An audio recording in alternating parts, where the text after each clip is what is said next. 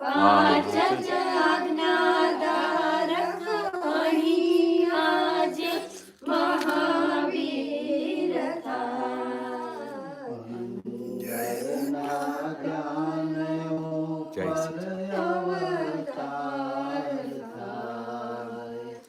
અંદરના જ્ઞાન મુજબ અવતાર થાય.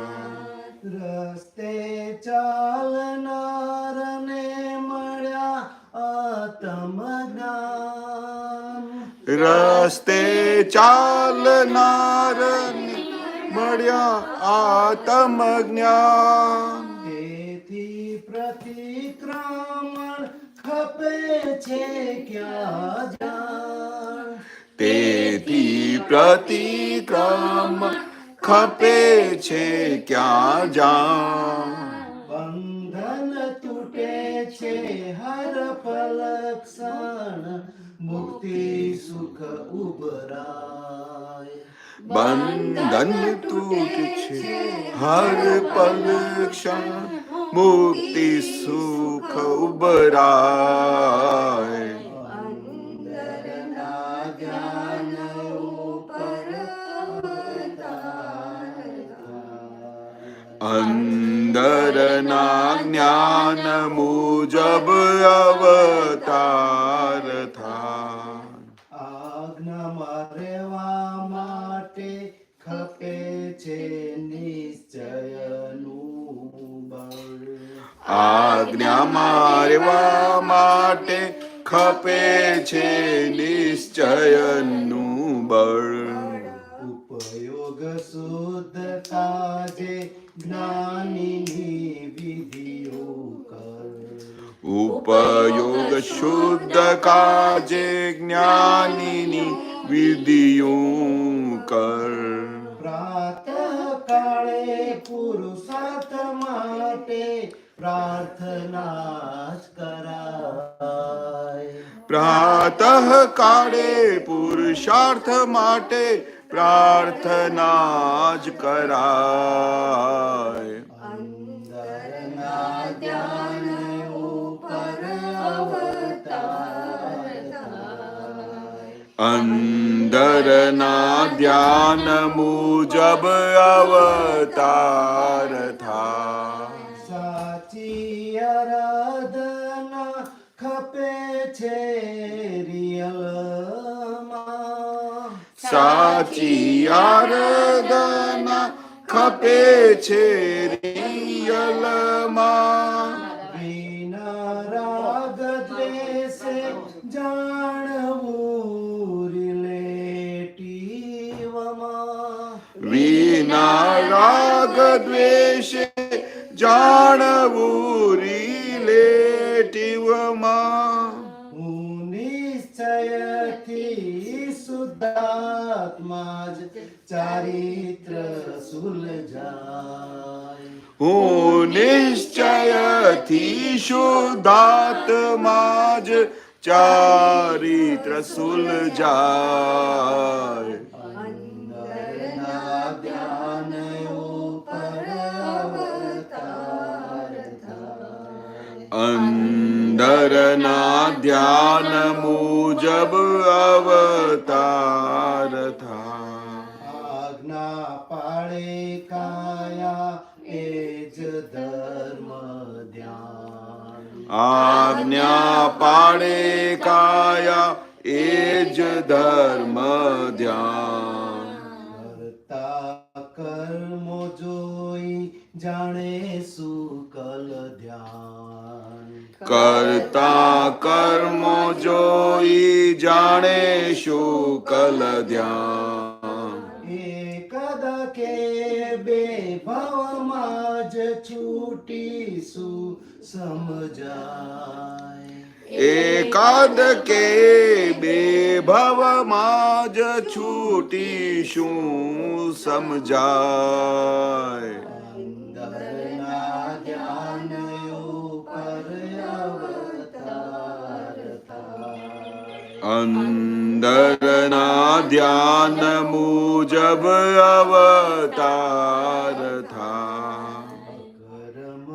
માર્ગે મોક્ષ જ અનુભવ થાય અક્રમ માર્ગે મોક્ષ જ અનુભવ થાય અંદરના ધ્યાન ઉપર અવતાર થાય અંદરના ધ્યાન ઉપર અવતાર થાય જય સચ્ચિદાનંદ બહુ સરસ પદ ગાયું અંદરના ધ્યાન મુજબ અવતાર થાય આત્મા પોતે કરતા થાય તો જ કરમ બંધાય બરોબર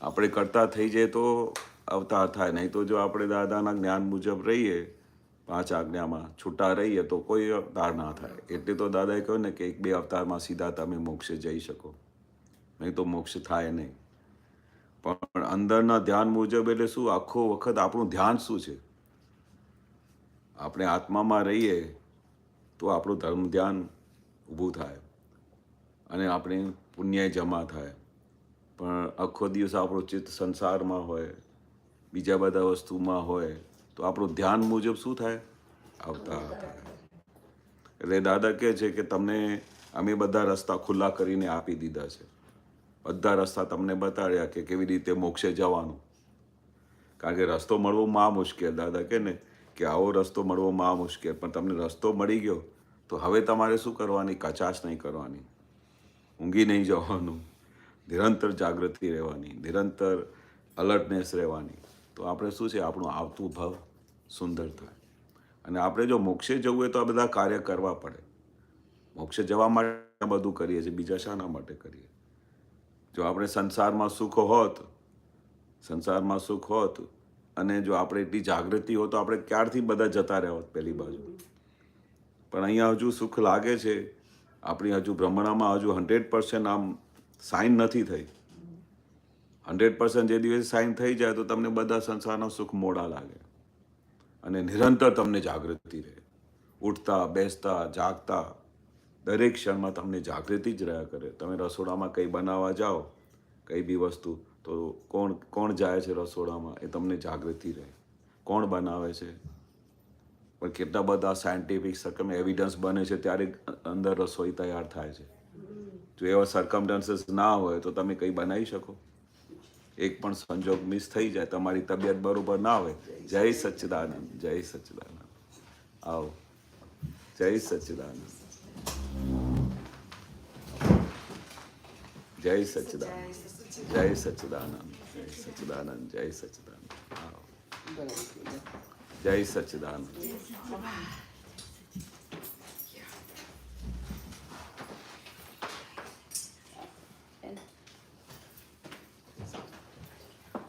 જય સચ્ચિદાનંદ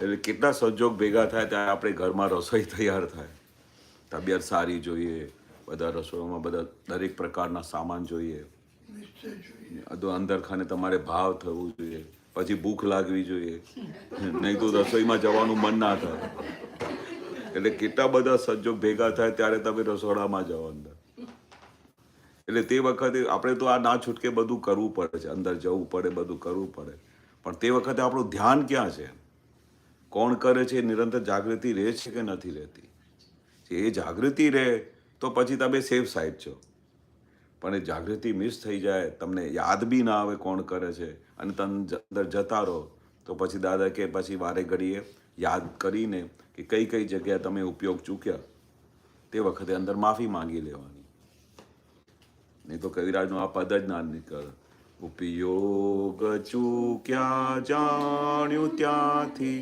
તુર્ત ખપે છે પ્રતિક્રમણ ભૂલો વિના કોઈ દંડ તું નથી શાંત ભાવે કર્મન આપણે ઉપયોગ ચૂક્યા એટલે પછી તરત જ પ્રતિક્રમણ કરવાનું છે પ્રતિક્રમણ નહીં કરીએ ને તો પછી એ શું બોજો વધતો જાય અને જેટલા પ્રતિક્રમણ થાય એટલું આત્માનું જે અંદરનું સુખ છે એ ઉભરાય નહીં કારણ કે બોજો રહે આપણે જે ભૂલો કરીએ છીએ એના લીધે આપણું વિઝન ક્લિયર થતું નથી આપણા આવરણો તૂટતા નથી એટલે આપણે આ નિરંતર લક્ષ્યમાં રાખવું જોઈએ કે આપણે સવારથી સાંજ જે કંઈ પણ કાર્ય કરતા એના માટે દાદાએ ના ક્યાં પાડી છે?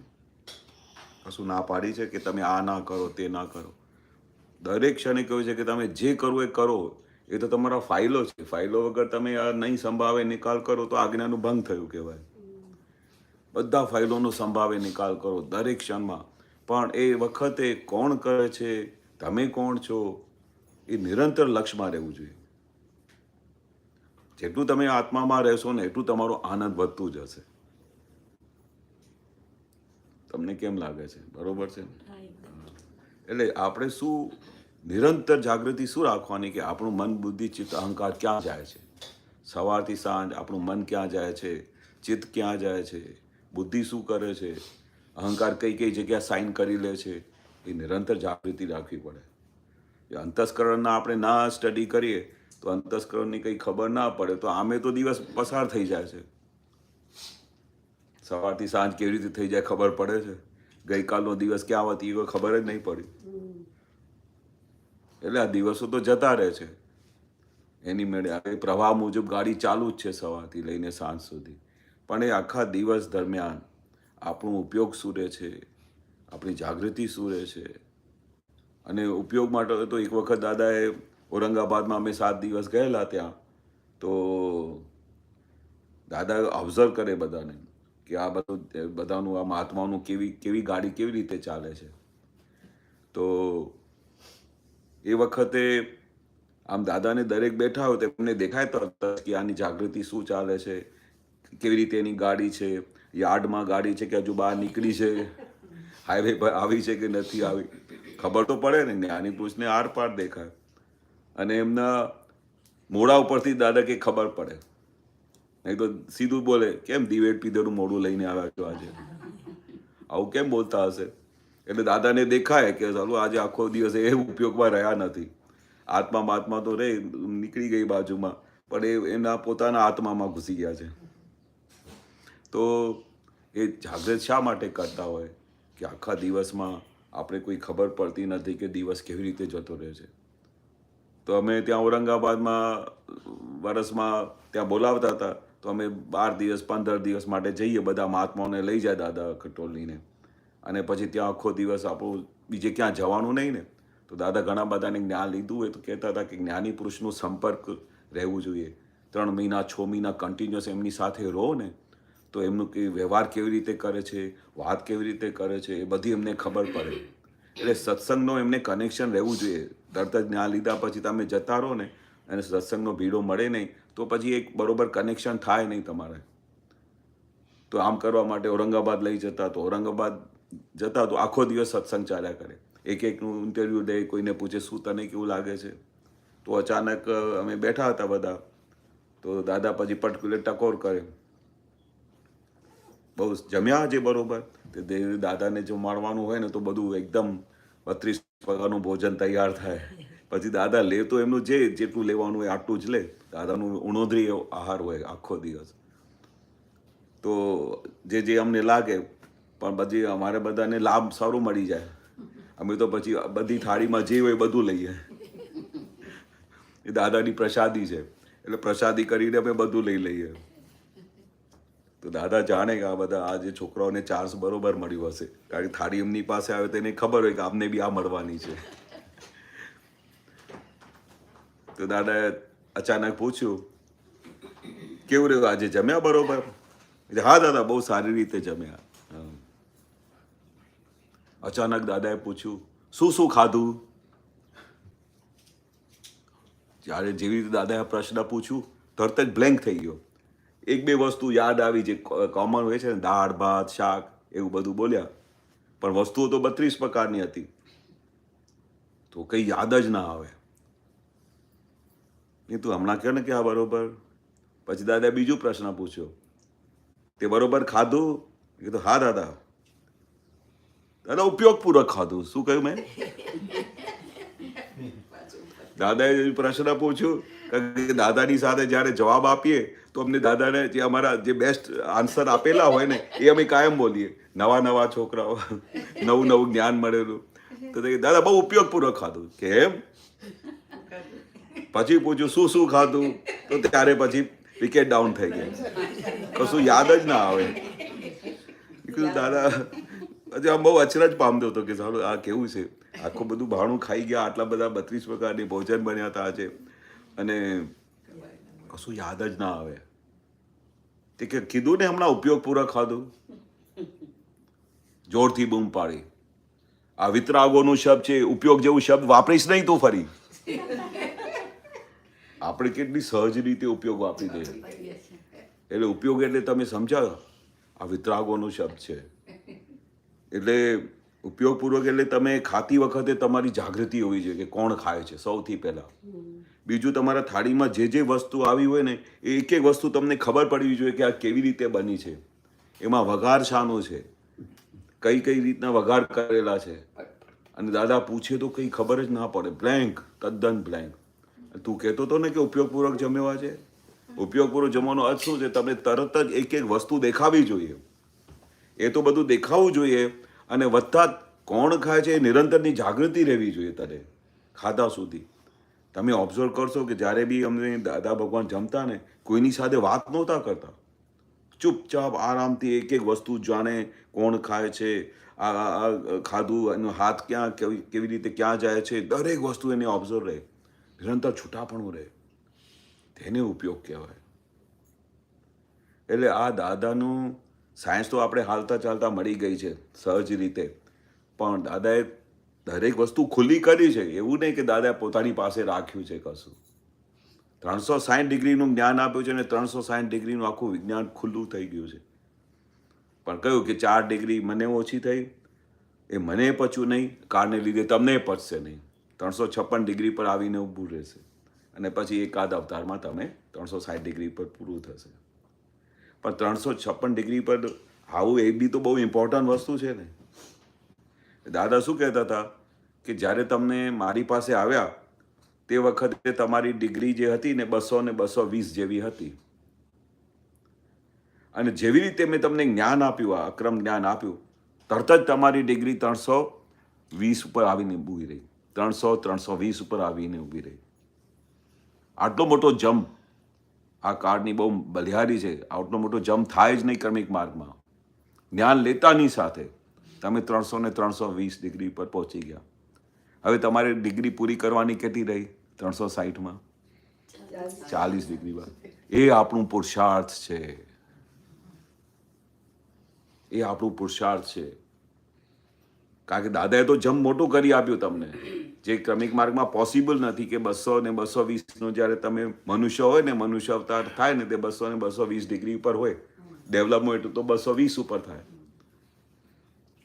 પછી તમારે આ જ્ઞાનની પુરુષ મળી ગયા અને ડિગ્રીને જમ્પ માર્યું, સીધું 300 ને 320 ઉપર પહોંચ્યા. તો હવે 40 ડિગ્રી દાદા કહે છે તમને પૂરી કરવી પડે. એ આપણો પુરુષાર્થ, એ આ ભાવનો આપણો પુરુષાર્થ. એ પુરુષાર્થ ના હોય તો આપણે 356 ડિગ્રી પર બી ક્યારે પહોંચીશું? પણ પહોંચી શકીએ છીએ.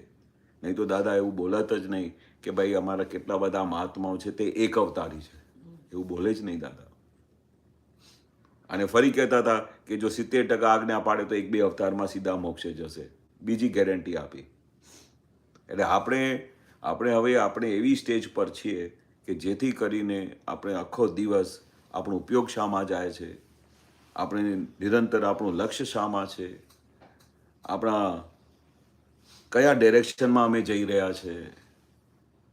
દાદાએ સેફ સાઈડ કરી છે, પણ જો પ્રગતિ કરવી હોય 356 પર પહોંચવું હોય તો આપણે એટલી પ્રગતિ તો જોઈએ ને. એ ભાગ તો અમારું છે ને. હવે દાદાએ તો બહુ મોટો જમ્પ કરીને આપ્યો, પણ બાકીનો જે પ્રયોગ પૂરો કરવાનો છે તે આપણા હાથમાં છે. આપણે આ પુરુષાર્થ કરવું પડે. અને પછી ઘંટી તો તમને અંદર વાગે જ, તમને ખબર પડે કે આપણે ક્યાં પહોંચ્યા છે. આવું અંદર એટલું બધું ક્લિયરન્સ છે, આપણે એટલી બધી ચિત્તની શુદ્ધિ છે આ જ્ઞાન મળ્યા પછી, કે તમને વારે ઘડીએ દેખાયા જ કરે કે ભાઈ આપણે ક્યાં જઈ રહ્યા છે. પેલું આ પદ ગયો પેલી લાઈન હમણાં, હા અંદરના ધ્યાન ઉપર અવતાર થાય, એ જરા સમજાવો ને જરા. હા ઉપયોગ અને જાગૃતિમાં જરી કનેક્શન કે બતાવો ને. હા પેલું કયું બતાવો? પેલું અંદરના ધ્યાનનું છે. હા હા અંદરનું ધ્યાન. હવે અંદરનું ધ્યાન એટલે શું? તમારે અંદર ઘરે કોઈ આવ્યા હોય, મહેમાન આવ્યા ઘરે, તો તમે એમને વેલકમ કરો.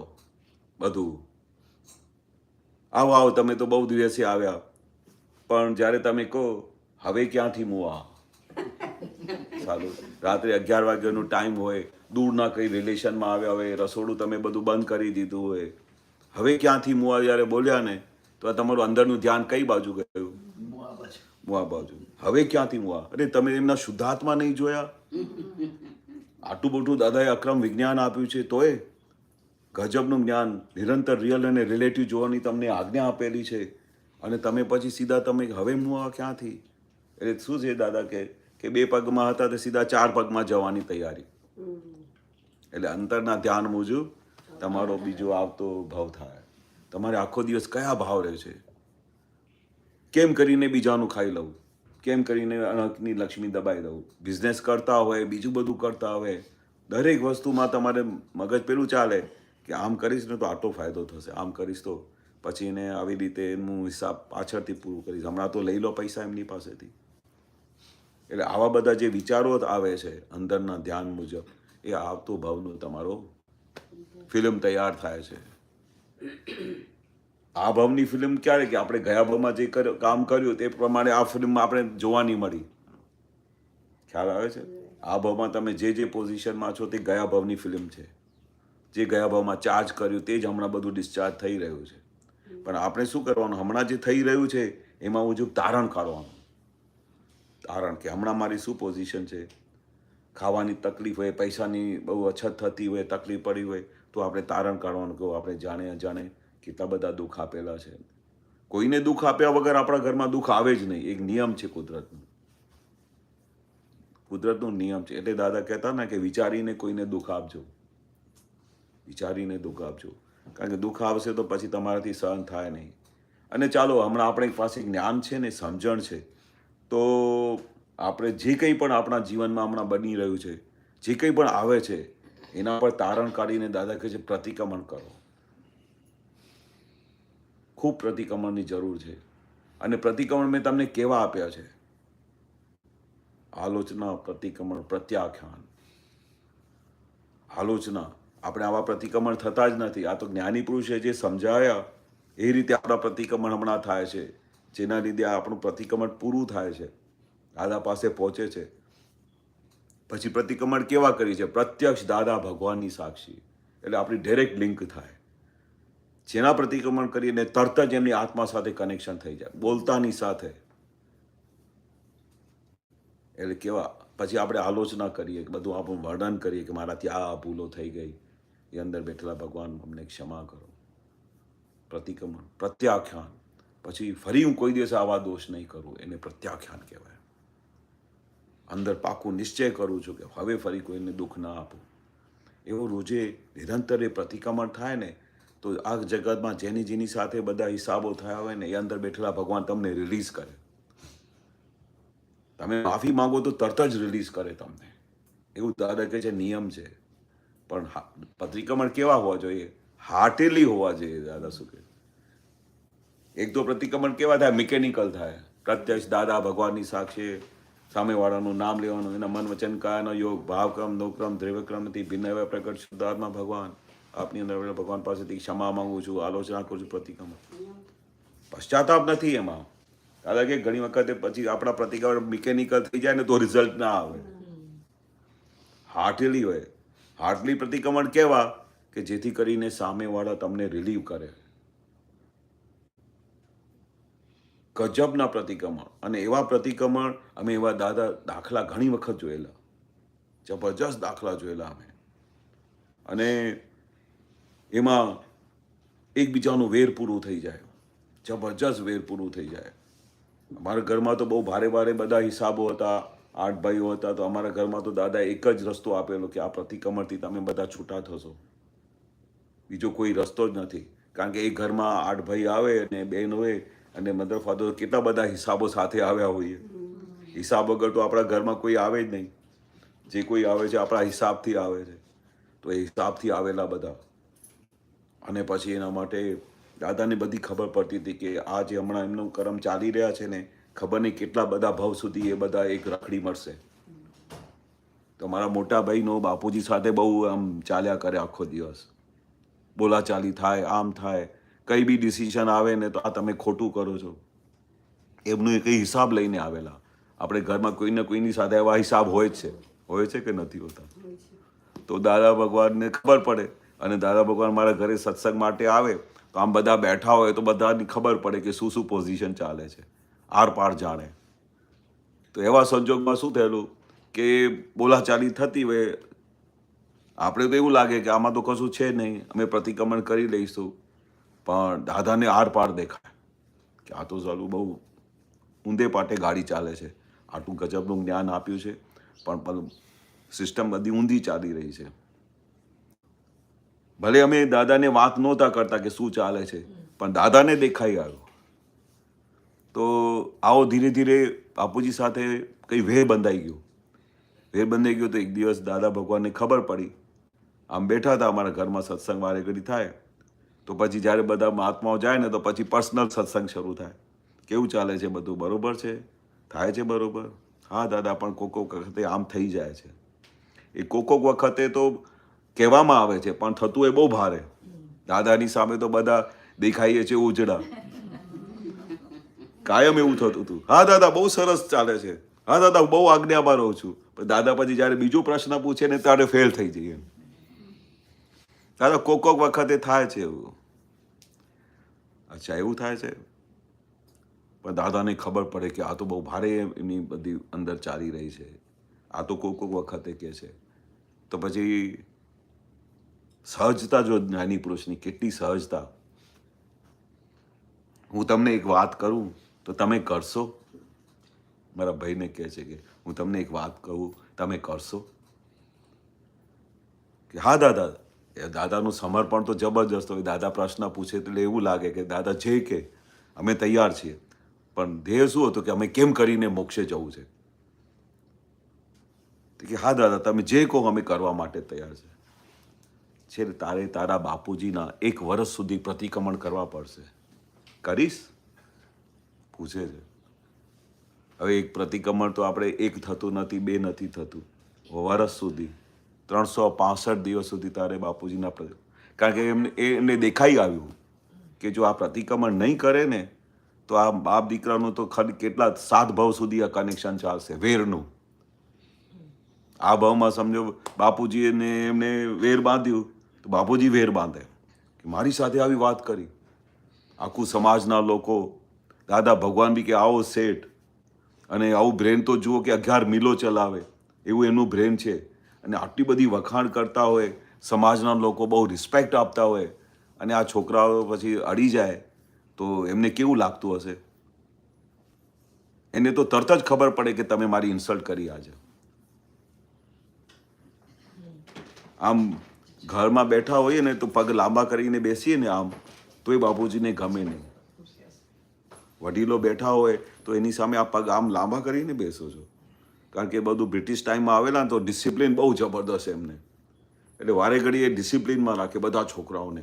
કંઈ બી ઊંધું કરે તો બંબાટિંગ થાય, એટલે પછી ધીરે ધીરે આવું બધું થઈ જાય. તો દાદા ભગવાન મળી ગયા તો દાદા વારે ઘડી કહેતા હતા બચી ગયા તમે, નહીં તો ઠેકાણું બી ના પડે.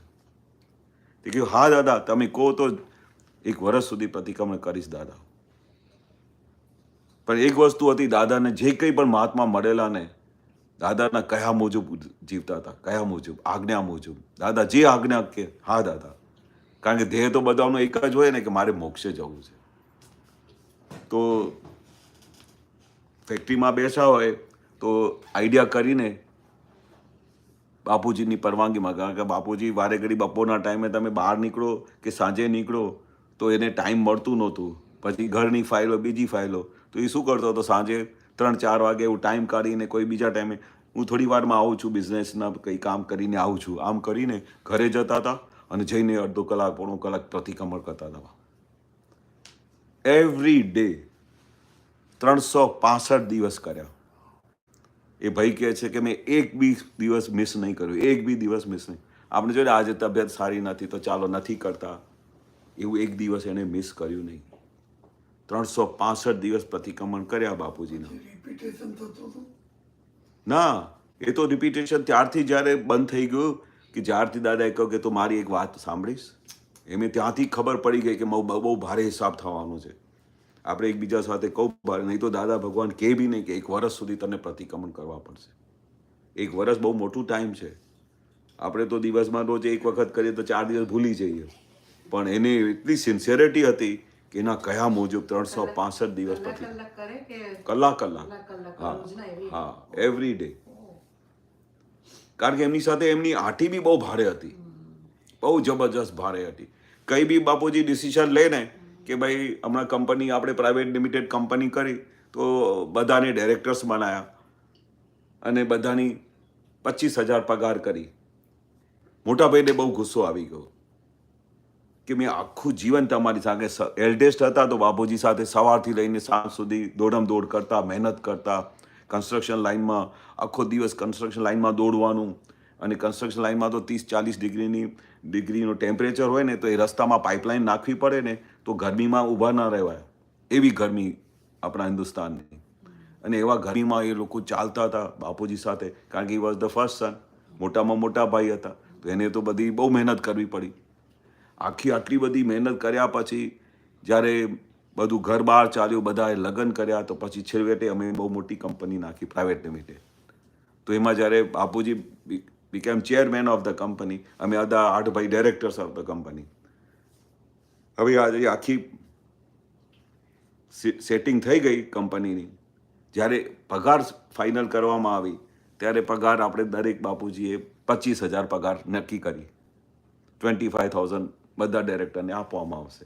હવે જો 25,000 નક્કી કરી તો બધાને કોઈ પ્રોબ્લેમ થયું નહીં, બીજા બધા તો ના હતા. અને બધા કેવું કે જે બાપુજીએ ડિસિઝન લીધું તે ફાઇનલ. પણ સૌથી પહેલો સન હોય ને તો એને બધું બાપુજી સાથે બધી હુજત હોય, આમ ગમે તે બોલે, કંઈ સમજાય તો તરત જ અથડામણમાં આવી જાય, બોલાચાલી થઈ જાય.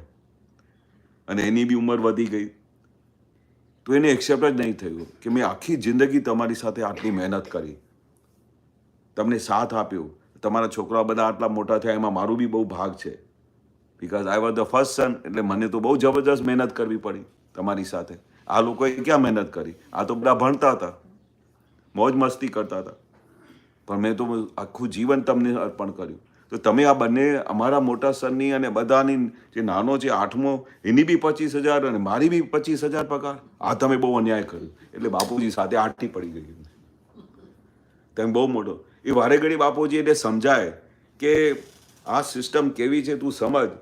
કારણ કે આ જે સિસ્ટમમાં 25,000 જે નાનો છે એને ઘર બહાર ચલાવવાનો છે, એના વાઈફ છે, એમના છોકરા છે, તારે તો કોઈ છોકરો બી નથી, તમે હસબન્ડ વાઈફ છો. તો જે વસ્તુ એને, તમને જે વસ્તુ માર્કેટમાં મળે છે એ જ ભાવમાં એને મળશે ને કે એને સસ્તી મળશે, કારણ કે 8મો છોકરો છે, તોય ના પકડાય. બોલો, બાપુજી બહુ ઇન્ટેલિજન્ટ હતા, નહીં તો આટલી બધી વહુને ઘરમાં અને આટલા બધા છોકરાને બધાને અન્ડરસ્ટેન્ડિંગથી મૂકવાનું બહુ મુશ્કેલ હોય. દરેકના વ્યૂ પોઈન્ટ્સ અલગ હોય. વહુ કંઈ આમ તેમ બોલે તો પછી એમને પ્રેમથી સમજાવતા હતા, બેટા થોડા દિવસ કપડાં થયા છે, ડિફિકલ્ટ ડેઝ છે, બધું સારું થશે, તું ચિંતા ના કરીશ, હું તારો ફાધર છું. કોઈ દિવસે બોલ્યા નહીં કે હું તારો સસુર છું, હું ફાધર છું, તારી તકલીફ મને સમજાય છે, પણ થોડો વખત સબર રાખ, બધું સારું થઈ જશે.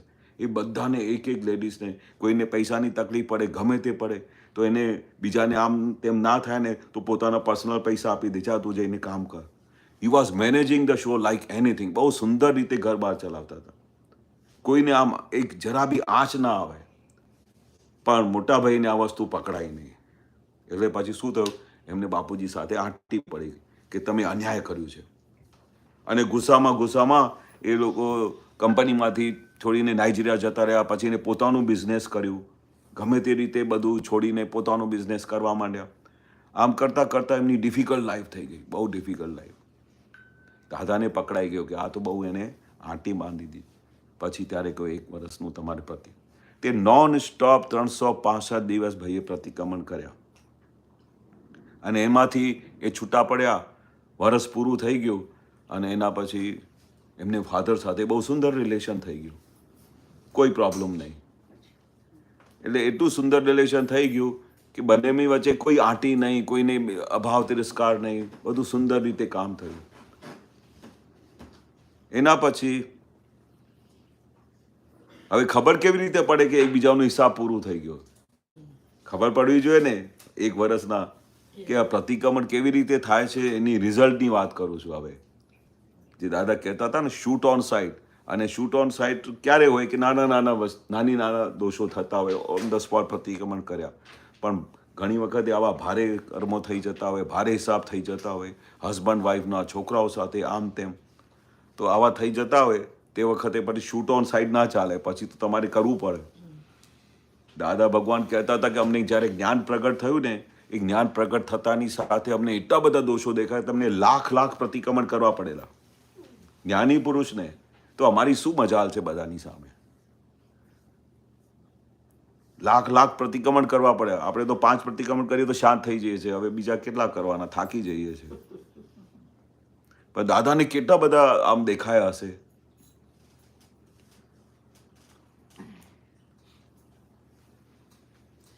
જે વાણીનો ફોર્સ નીકળે, હા, વાણી જે અંદરથી આમ ફોર્સથી નીકળે, હા, તો પેલું અંદર બધું ચાલતું હોય પછી નીકળે. હા, એટલે અંદર બધું શું હોય અંદર, એ કેવી રીતે બહાર આવે એમ. હા. હવે વાણી શું છે? એક પ્રકારનું, સૌથી પહેલા તો તમને વિચાર સ્વરૂપે ઊભી થાય વાણી. પેલા વિચારમાં આવે. વિચારમાં તમારે અંદર બધું વિચાર બધા ભેગા થાય, અને અંદર ભેગા થયા પછી અંદર જ્યારે પેલું આપણે પહેલા જમાનામાં હોર્ન હતું ને, હોર્ન હતું, ત્યારે તે વખતે જ્યારે તમે એમને દબાવો તો એના અંદર જે પરમાણુ છે ને આમ જોરથી દબાય, એને ફટ કરીને અવાજ આવતો હતો. એટલે અંદરના જે આ બધા વિચારો છે એ બધા ફૂટે, અને ફૂટે પછી તમને ધડક એનું ફોર્સથી નીકળી આવે. પહેલાં તમે જે પ્રેસ કર્યું છે પેલા હોર્નને, એ તમારા વિચારો થ્રુ થાય. એના વિચારના બધા પરમાણુ ભેગા થઈને ત્યારે તમે પ્રેસ કરો ત્યારે ફટ કરીને એ બધું અવાજ નીકળે. એટલે એ પછી વાણીના સ્વરૂપમાં તમારા પછી તીખી વાણી નીકળે, મીઠી વાણી નીકળે. એ પછી વિચારોથી બધું આવચારે છે. એટલે આપણે દાદા કહે છે કે તે વખતે વિચારીને તમે કોઈને દુઃખ આપો, વિચારીને કોઈની સાથે વાણી બોલો. ભલે તમારાથી બોલાઈ જાય તો ધ્યાનમાં નિરંતર હાજર રહેવું જોઈએ કે વાણી પરને પરાધીન છે. કારણ કે તમે ગયા ભાવમાં જે ચાર્જ કરેલી છે તે આ ભાવમાં ઉખડે છે. એટલે વાણીનું વિજ્ઞાન કેવું છે એ બહુ સમજવા જેવી વસ્તુ છે. એટલે અંદર ખાને તમારે પહેલાં તો વિચાર આવે, આ બરોબર કામ કરતો નથી, આખો દિવસ બાથરૂમમાં જાય તો કલાકથી બહાર નીકળે છે, આમ કરે છે, તેમ બધું કરે, પછી ત્યાં સુધી બોલાવતું નથી, આ મનમાં ચાલે છે. હજુ તમે રસોડામાં કામ કરતા હો બધી રીતે, તો બધી રીતે પણ પહેલું તમારું મન અને બુદ્ધિ, ચિત્ત, અહંકાર તો કન્ટિન્યુ અંતસ્કરણના 4 ભાગ કનેક્ટેડ છે. એ બધા ચાલ્યા જ કરે તમારે. પછી એ મશીન ચાલ્યા કરે, પછી એ ટાઈમ જુએ, પછી દ્રવ્ય ક્ષેત્ર, કાળભાવ બધા ભેગા થાય અને ફટ કરીને બમ ફૂટી જાય. એટલે આ સાયન્સને સમજવા જોઈએ. પણ આપણે એ અભિપ્રાય મુજબ એની નીકળતી હશે. અભિપ્રાય તો બીજી વસ્તુ છે, પણ પહેલાં તો આપણે અભિપ્રાય તો પછી તું આવું જ કરે છે, તારી આ ટેવ જ આવી છે, તું કાયમ તારો સ્વભાવ જ આવો છે, એ અભિપ્રાય કહેવાય. તમે અહીંયાથી પેલા ઘરમાં તમારી પેલા એક બાઈ કામ કરતી હોય, અને કામ કરતાં કરતાં એક વખત એને જોયું કે પેલા મારા હસબન્ડના શર્ટમાંથી આ 10 રૂપિયા બહાર કાઢે છે, એવું તમે જોઈ લીધું એમને, અને એ કે મારા છોકરાની ફીસ માટે કર્યું. તમે પકડાઈ ગયા અને માફી બી માંગે છે કે હવે ફરી કોઈ દિવસે ના કરું, તમે મારાથી આ બહુ મોટી ભૂલ થઈ ગઈ, કારણ કે મારી પાસે પૈસા હતા નહીં અને છોકરાઓની ફીસ ભરવાની હતી, એટલે મેં આ કર્યું, મને માફ કરી દેજો, ફરી નહીં કરું. હવે બીજા દિવસે જ્યારે બાઈ અંદર રૂમમાં જાય છે ને, તો શું ફોટો પડે? હવે અંદર જશે ને ફરી કંઈ ને કંઈ ચોરી કરશે. એટલે એ અભિપ્રાય પડી ગયો, કારણ કે તમે એક વખત એમને જોયું ને, એટલે અભિપ્રાય પડી ગયો કે હવે તો આ જ કરશે. હવે અંદર જઈને લેશે, જ્યાં કબાટમાં. હવે તમે કોઈ દિવસ છે ને શર્ટમાં પૈસા મૂકશો નહીં. જ્યારે બી ઓફિસમાંથી આવો ને તો પૈસા કાઢીને, હવે એને ટેવ પડી ગઈ છે. અરે ભાઈ, એને એક વખત કર્યું, શું કે ટેવ પડી ગઈ છે. શું થયું? અભિપ્રાય બેસી ગયો કે આ તો ચોરી જ કરશે જ્યારે બી રૂમમાં જશે. આ નેચરલ, તમે સ્ટડી કરજો, આ નેચરલ હ્યુમન ટેન્ડન્સી છે. અમે તો વર્કર્સ જોડે રહેલા ને, આમાં 150 વર્કરો કામ કરતા હોય અને કોઈને પેલા હજુ જ્ઞાન નહોતું મળ્યું, અને પહેલાં જ આપણે અંદર જઈએ ને ફેક્ટરીમાં તો કોઈએ કોઈક વખતે આપણે દરેકની પગાર વધારીએ તો એવો એકાદ છોકરો કાયમ ફેક્ટરીમાં હોય ને કે જેને છે કે તમે મારી બરોબર પગાર નહીં વધારી, હું તમારી કંપનીમાં આમ કરું છું, I am the main operator of your company. અરે ભાઈ, બીજા બી 50 ઓપરેટરો કામ કરે છે, જો તારે સ્પેશિયલ પગાર આપીશ તો એ બધા બૂમ પાડશે. અમે બહુ સમજાવીએ તો પછી એ શું કરે, કારણ કે અમારે તો બધાને ચલાવવાનો, 100-150 વર્કરને ચલાવવાનો, જો એની જો પગાર વધારીએ તો બધાની પછી નોર્મલી જે આપણે છે ક્રમ પ્રમાણે બધાની પગાર વધારતા હતા દર વર્ષે. એને ગુસ્સો આવે, હું ગમે ત્યારે કહો છો નાઇટ કરવાની છે તમે નાઇટ કરું છું, 12 કલાક હું તમારી સાથે રહું છું, આમ કરું છું તેમ કરું છું, તો બીજા બી કરે છે, પણ એને પોતાનું ખાલી ડિસસેટિસ્ફેક્શન હોય છે કે મને આટલું વધારે મળવું જોઈએ, હું બહુ જૂનો માણસ છું તમારો, આમ છું, એ કયા ફોટા પડેલા હોય. પછી જો આવા કેસમાં અમે મશીનરી પેલું નહીં પગાર વધારીએ ને તો શું કરે, મશીનમાં કંઈ ને કંઈ ઊંધું છતું કરે અને સાહેબ મશીન બંધ પડી જાય. જો બધી મશીનો ચાલે છે, તારી જ મશીન કેમ બંધ કરી છે? અને મને પછી ફોટો પડે કે આની પગાર નહીં વધારે, હવે રોજે આવે ને આમ કરશે. હવે બનાવ એવું બન્યું, મને મશીન બંધ થવી તો ઘણી વખત એવું હોય, ઘણાને ટેવ હોય છે એવું કરતા હોય છે, પણ અમે આટલા વર્ષોના અનુભવ થઈ ગયા ને બધા, તો અમને લાગે કે હવે આ ઊંધું કર્યું એને. હવે એક વખત એને કર્યું બી હોય, પણ જ્યારે બી બીજા ત્રીજા દિવસે મશીન બંધ થાય ને તો મને ફોટો પડે, આજે ગાંડાગીરી કરી એમને, આજે એ જ ફોટો પડ્યા કરે. એટલે અભિપ્રાય જ બદલ કરવાનો ને. હા, પણ ન હોવો જોઈએ ને, એ હોવો ના જોઈએ ને. ના હોવું જોઈએ. એટલે પછી આ વિજ્ઞાન ત્યાં આપણું ખુલ્લું થાય છે ને કે આપણે વારે ઘડી એવું અભિપ્રાય બાંધીએ કે હવે આ આવું જ કરશે, એણે જ કર્યું હશે, આણે જ મશીન બંધ કરી છે, બીજા કોઈએ કરી જ નથી. પણ એમનું શું છે, બાય ચાન્સ એમના એવા ઉદયકર્મ અને એટલા બધા એવિડન્સીસ કે એ જ મશીન બંધ થાય, ત્યાં આપણું જ્ઞાન પાકું થાય કે ના આની ઈચ્છા નથી. પછી વારે ઘડી હેન્ડલ મારવું કે આને કર્યું જ ના હોય. દાદા કહે છે આખું જગત વ્યવસ્થિત ચાલે છે, સૂર્ય ચંદ્ર તારા, આની પોતાની સ્વતંત્ર શક્તિ જ નથી કે પોતે રોજ મશીન બંધ કરીને બેસે. આપણું હિસાબ છે, મારું એમની સાથે કઈ હિસાબ હોય ને તો આ સીધું કરતું હોય ને તોય મને ઊંધું દેખાય. બહુ સરસ કામ કરતી હોય ને તો સાસને એવું જ લાગે કે આ ઊંધું કરે છે, એને કંઈ આવડત જ નથી, અને કશું કરતા આવડતું જ નથી. અભિપ્રાય, આપણે પોતાના કેટલા બધા અભિપ્રાયને, અને અનુભવ થાય અને અભિપ્રાય બંધાતું જાય. અનુભવ થાય, જોયું આ ચોરી કરે છે, અભિપ્રાય બંધાઈ જાય. એક દિવસ મશીન બંધ પડી એટલે તરત જ અભિપ્રાય પડી જાય કે આને જ બંધ કરી છે, મેં એની પગાર નહીં વધારેલી ને. આખો દિવસ ફોટા જ પડે એમના. ઘણી વાર માણસ કોઈ સેન્ટેન્સ બોલતું હોય, પણ સામેવાળો માણસ તે સેન્ટેન્સ પૂરું જ ના કરા દે, એટલે એનો એ અડધેથી જ રોકે. ઘણી વાર એવું બને છે કે ના આમ નહીં આમ, એટલે એ શું અહંકારનો પાઠ ભજવે એમાં. હા, એમને એ સામેવાળાની વાત જ ના સાંભળે. હા, આખું પૂરું ના થવા દે વાક્ય. એમને ઘણી વખતે તો એવું થાય ને કે એમને તરત જ ખબર પડે કે આ શું બોલવાના છે, તો બાકીની સેન્ટેન્સ તમારી પૂરી કરી આપો તમે. હમણાં આવું જ બોલશે. હા, હવે આવું જ બોલશે. હવે મારા બાપુજી વારે ઘડી ગુસ્સે થાય ને કઈ ને કઈ વાત પર તો અમને તરત જ ફોટો પડે, હવે આવું જ કહેશે. તો એમાં કેવી રીતે ધોધો કરવાનો? એમાં દાદાને જોઈને ધોધો કરવાનો. હવે અમે તમને વાત બતાવું. દાદા ભગવાન પાસે એવા મહાત્માઓ આવતા હતા. દાદાએ એક વાક્ય સમજાયું કે આ આવી રીતે છે. એક વાક્યમાં બહુ સરસ આપ્યું, પણ એના પછી 100 વાક્ય તો એ બોલે. દાદા આમ થતું હતું, પછી આમ થતું હતું, પણ આમને આવી રીતે કરવું જોઈએ, આમ એમનો વ્યવહાર બરોબર છે, તેમ છે.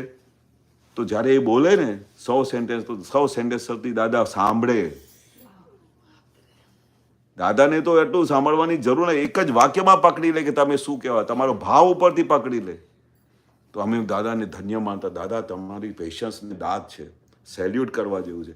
અમે તો કોઈને 2 વાક્ય બોલવા જ દેતા નથી, એ પહેલા અમે જ બોલી દેતા હોઈએ. એટલે જ્ઞાની પુરુષનો આ વ્યવહાર જોવા, શા માટે બોલતા હતા કે તમે 3-3, 4-4 મહિના જ્ઞાની પુરુષ સાથે રહો, સાથે યાત્રામાં કેમ લઈ જતા હતા કે તમે જુઓ એનું વાણી શું છે, એનું વિનય શું છે, એનું વર્તન શું છે. એમને જોતાની સાથે તમારામાં પરિવર્તન થશે. મા બાપનું છોકરા સાથે વ્યવહાર, છોકરાનું મા બાપ સાથે, તમે વાંચો 380 પાનાનો બુક, એ દાદા કેવી રીતે બતાવ્યું છે કે ભાઈ કેવી રીતે આપણે ઘરમાં રહેવાનું, કેવી રીતે વ્યવહાર કરવાનું. તે દાદાનું જે આખું વ્યવહાર બતાવ્યું છે, એ દાદા આવી રીતે વ્યવહાર કરતા હતા. તો એ વ્યવહારને તમે જ્યારે વાંચો, સાંભળો ને, તો એ ધીરે ધીરે તમારી અંદર પરિવર્તન થઈ જાય. જે તમે પૂછ્યું ને કે કેવી રીતે થાય, તે દાદાના આશય મુજબ જીવન કરો. દાદા કેવી રીતે કરતા હતા? દાદા જ્યારે બી કોઈ આવે મહાત્માઓ, તો પહેલાં તો એમને સાંભળતા હતા કે દાદા પાસે એટલું બધું વિજ્ઞાન હતું કે બોલે તો કોઈને બી બોલવાનું ચાન્સ જ ના હોય. એટલું મોટું વિજ્ઞાન નીકળે દાદાને. કોઈ બી એક વાક્ય પૂછો, એના પર આખું વિજ્ઞાન નીકળે, તમારું તો ચાન્સ જ ના આવે બોલવાનું.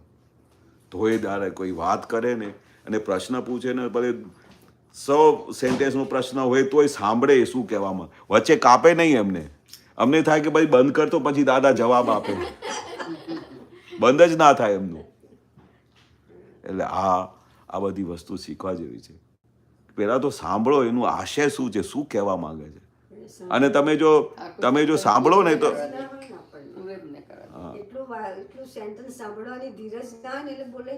બોલાઈ જ જાય. એટલે અમે આ શીખતા હતા દાદા પાસે કે કેવી રીતે દાદા દરેકનું વિનય રાખે છે, કેવી રીતે સાંભળે છે. આપણે કોઈ દિવસે સાંભળ્યા જ નથી કોઈને લાઈફમાં. હસબન્ડ હોય, વાઈફ હોય, છોકરા હોય, તમે ઓબ્ઝર્વ કરજો, 2 સેન્ટેન્સ બોલે ને તો દાદા તો એક વખત એવું બોલતા બી હતા કે જ્યારે બોલે ને છોકરાઓને મા બાપ સાથે, તો એની અંદર શું છે, મશીનરી ચાલતી હોય અને મશીનરી પછી પરફેક્ટ ચાલે. હવે શું કરે, હવે જોજે આવું બોલશે, તું બરોબર ભણતો નથી, એની અંદર મશીન ચાલે છે, તું તો આખો દિવસ ટાઈમ વેસ્ટ કરે છે. અને પછી ફરી કહેશે કે તું ચાલ હમણાં વાંચવા બેસી જા, હમણાં તો તારે પાસ નથી થવું. અને બધી જે સેન્ટેન્સ હોય ને એ અંદર બોલતો હોય. એટલે દાદા કહે કે એને ખબર પડે છે કે તમે શું બોલો છો વારે ઘડીએ. બોલવાનું બંધ કરો. બોલવાનું બંધ કરશો તો બધું સારી રીતે કામ કરશે. જેટલું બોલશો ને તો એના અંદરમાં રિબાઉન્ડ ચાલ્યા કરશે. હવે આ બોલશે, હવે આ બોલે, હવે આ બોલશે, હવે આ બોલશે. અંદર એની મશીનરી ચાલ્યા જ કરે. કારણ જેવો આત્મા તમારી અંદર છે એવી આત્મા દરેક જીવમાત્મા છે.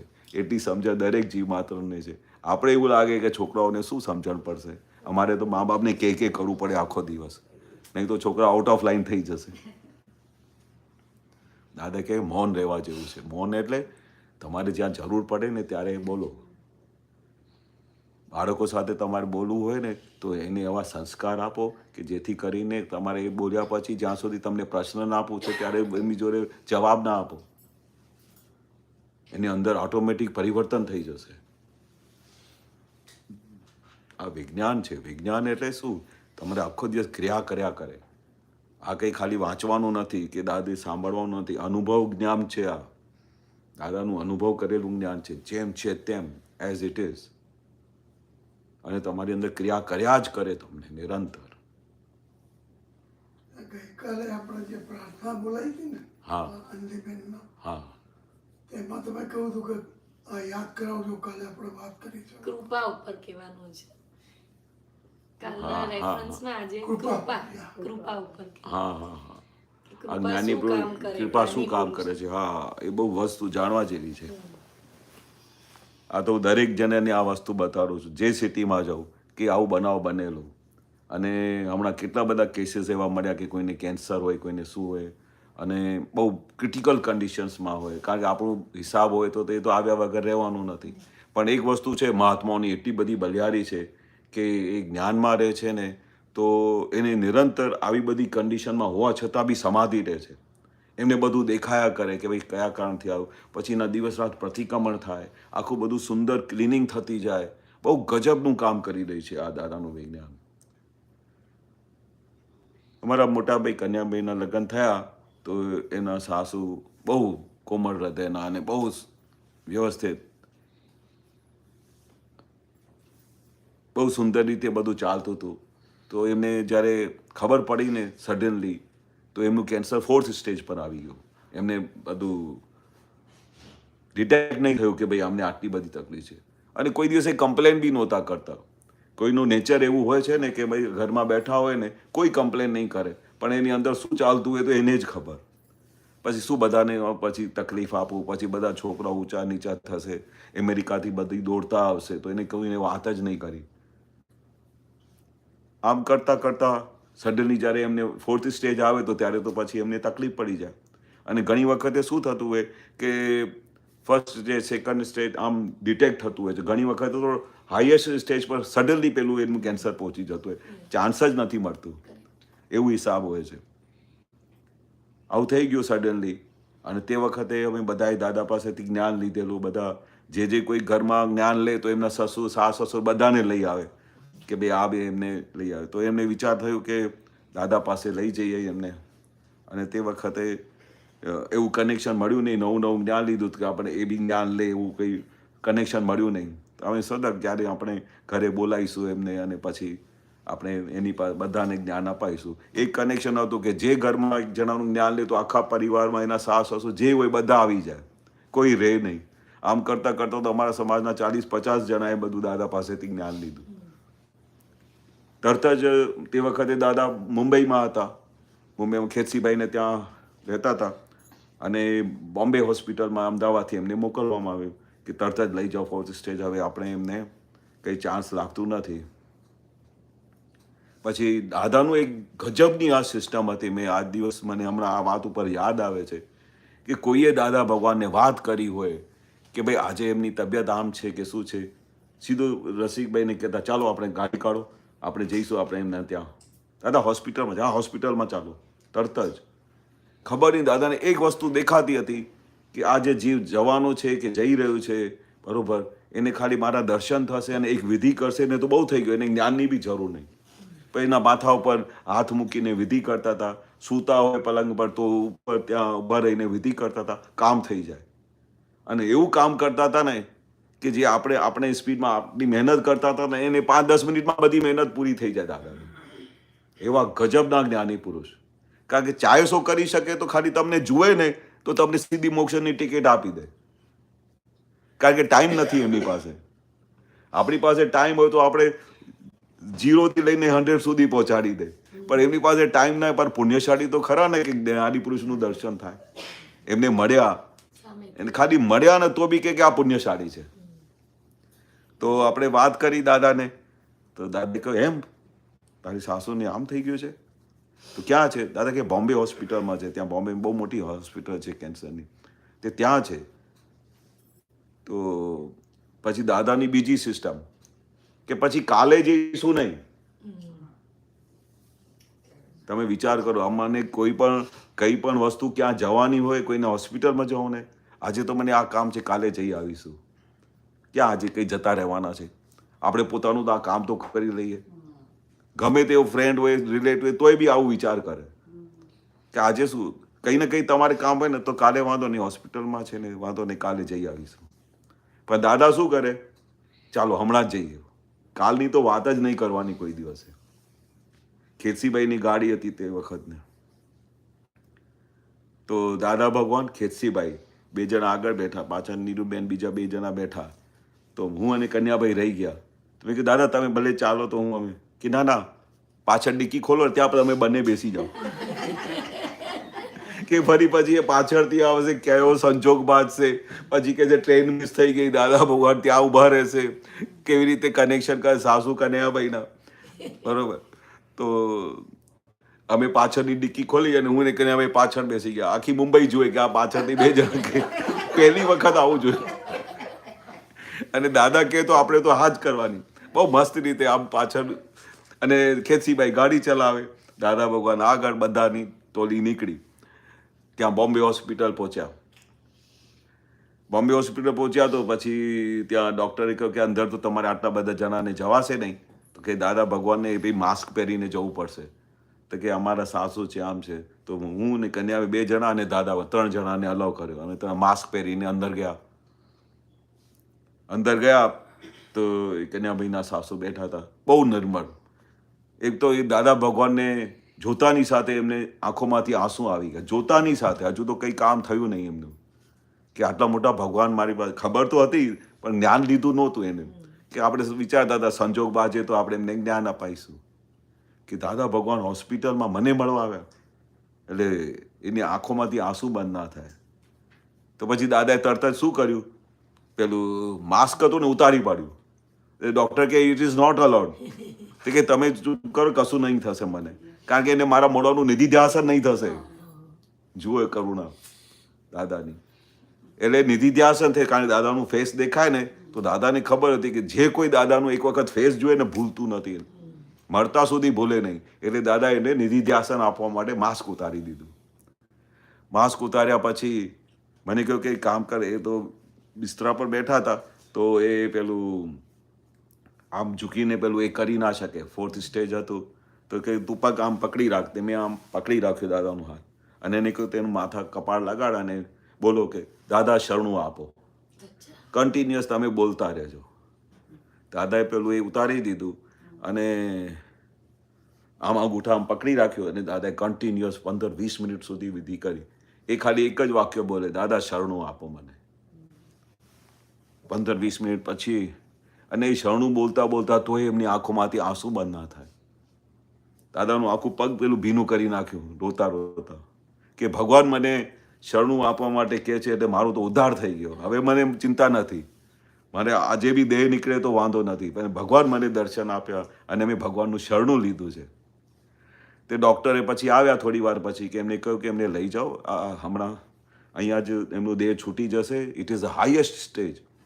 એટલે હાઈએસ્ટ સ્ટેજ 400 થઈ ગઈ એટલે ડૉક્ટરને ખબર પડી જાય કે હવે જીવાના નથી. એટલે પછી બધી અમદાવાદ તમારે લઈ જવાનું, પછી બધા ખર્ચા થશે. એટલે ડૉક્ટરે કહ્યું કે લઈ જાઓ ને ફ્લાઇટમાં, એમને પતી જાય, ચાલી શકશે. આમ કરીને આપણે વિધિ કરીને દાદા માથા પર આશીર્વાદ આપ્યા, ટપલી મારી, બધું કર્યું. બહુ સારું. હવે કંઈ વાંધો નથી, ચાલો આપણે. કશું પૂછ્યું નહીં કે શું સ્ટેજમાં આવશે, આ તો અમને ખબર. અમે ખાલી દાદા આવું કહે છે કે ભાઈ એમને પાછા લઈ જાઓ. તો શું કરીએ કે હા લઈ જાઓ, કંઈ વાંધો નહીં. અમદાવાદ પાછા આવ્યા. કેન યુ બિલીવ અમદાવાદમાં પાછા આવ્યા જ્યારે દાદા એમને કહી દીધું કે એમને લઈ જાઓ, આજે દેહ છૂટી જશે. તે 3 વર્ષ સુધી અમદાવાદમાં રહ્યા. 3 years નોન સ્ટોપ. એમાં પછી ખંભાતમાં તે ગુરુપૂર્ણિમા હતી, સેલિબ્રેશન અને જન્મ જયંતિ હતી. ત્યાં ખંભાતમાં એણે દાદા પાસેથી જ્ઞાન લીધું. અને જ્યારે રથયાત્રા ચાલતી હતી ને, એ બેન દાદાના રથને પકડીને દોડતી હતી કે ભાઈ દાદા મારાથી છૂટી ના જાય, તો એ પેલા રથને પકડી રાખતી હતી ઓલ ધ ટાઈમ, જ્યાં સુધી આખું ખંભાત ફરીને તે દાદાને છોડ્યું નહીં. એને રથને હા બધું જતું રહ્યું. એટલા ફ્રેશ થઈને ફરતા હતા. અમે ડૉક્ટરને વાત કરી કે ઇટ ઇઝ ઇમ્પોસિબલ. મચા ઇટ ઇઝ ઇમ્પોસિબલ નહીં, આ દાદા ભગવાનની કૃપાનું ફળ છે. This is possible.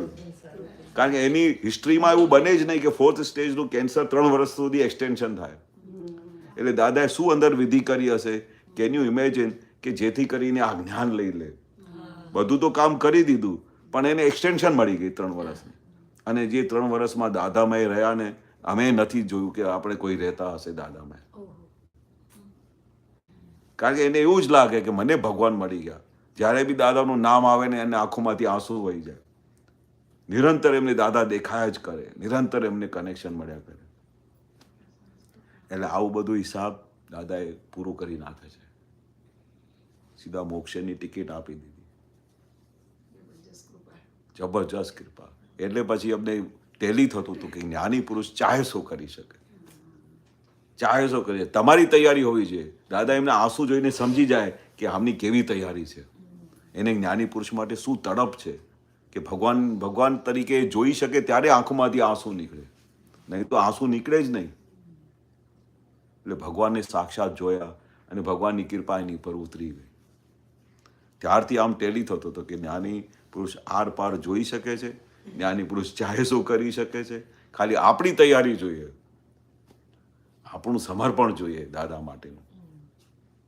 દાદાને તમે કેવી રીતે જુઓ છો એ આપણા ઉપર છે. દાદાને કયા મુજબ તમે પુરુષાર્થ કરો એટલે વાત થઈ ગઈ પૂરી, કશું કરવાનું બાકી રહે નહીં. મારો આપતો પુત્રનો સંયોગ કેવી રીતે તૈયાર થયો? દરેકનું અલગ અલગ રીતે છે. જે વખત થયો તે વખત કેવું લાગ્યું તમને? હા, એની બી એક પૂરી હિસ્ટ્રી છે. અમારા મોટા ભાઈ આખો દેશ ફરીને આવ્યા. એને નાનપણથી જ પેલું એક તપાસ હતી કે ભાઈ મને કોઈ સાચો પુરુષ મળે. એ જે કંઈ ધર્મમાં જતા હતા, જૈન ધર્મમાં ગયા, રજનીશ પાસે ગયા, હિન્દુસ્તાનમાં જેટલા ધર્મો હોય ને ત્યાં જઈને બેસી રહેતા હતા. મહિનો 2 મહિના થઈ આવે પણ એમને કોઈ પણ જવાબ બરોબર આપે નહીં. આમ નોર્મલ જવાબ આપે તો એનાથી કંઈ એમને સેટિસ્ફેક્શન થાય નહીં. આમ કરતાં કરતાં એને આખો દિવસ એવું લાગે કે સમથિંગ ઇઝ મિસિંગ. જે બી કહે છે પણ આ આવી રીતે હકીકત ના હોવી જોઈએ. એ મોટા મોટા આચાર્ય એમને જવાબ આપે તો ભાઈ આ કોઈ માણસ ગરીબ કેમ છે, કોઈ અમીર કેમ છે, અને પછી કોઈ દુઃખી છે, કોઈની પાસે બહુ પૈસા છે તેમ છતાં એમને કેન્સર જેવી બીમારીઓ છે. શું છે આખું રહસ્ય, શું છે આખું જગતનું? એ કોઈ એમને બરોબર જવાબ આપતું નહોતું. એટલે એમની તડપ બંધ જ ના થાય અને નિરંતર something is missing, something is missing. જે રીતે દાદા કહેતા હતા ને કે તમે બધા ધર્મોમાં ફરી આવો ને તો દરેક ઠેકાણે શું આવે? કામા આવે, કામા આવે. દાદા પાસે આવ્યા તો ફૂલ સ્ટોપ.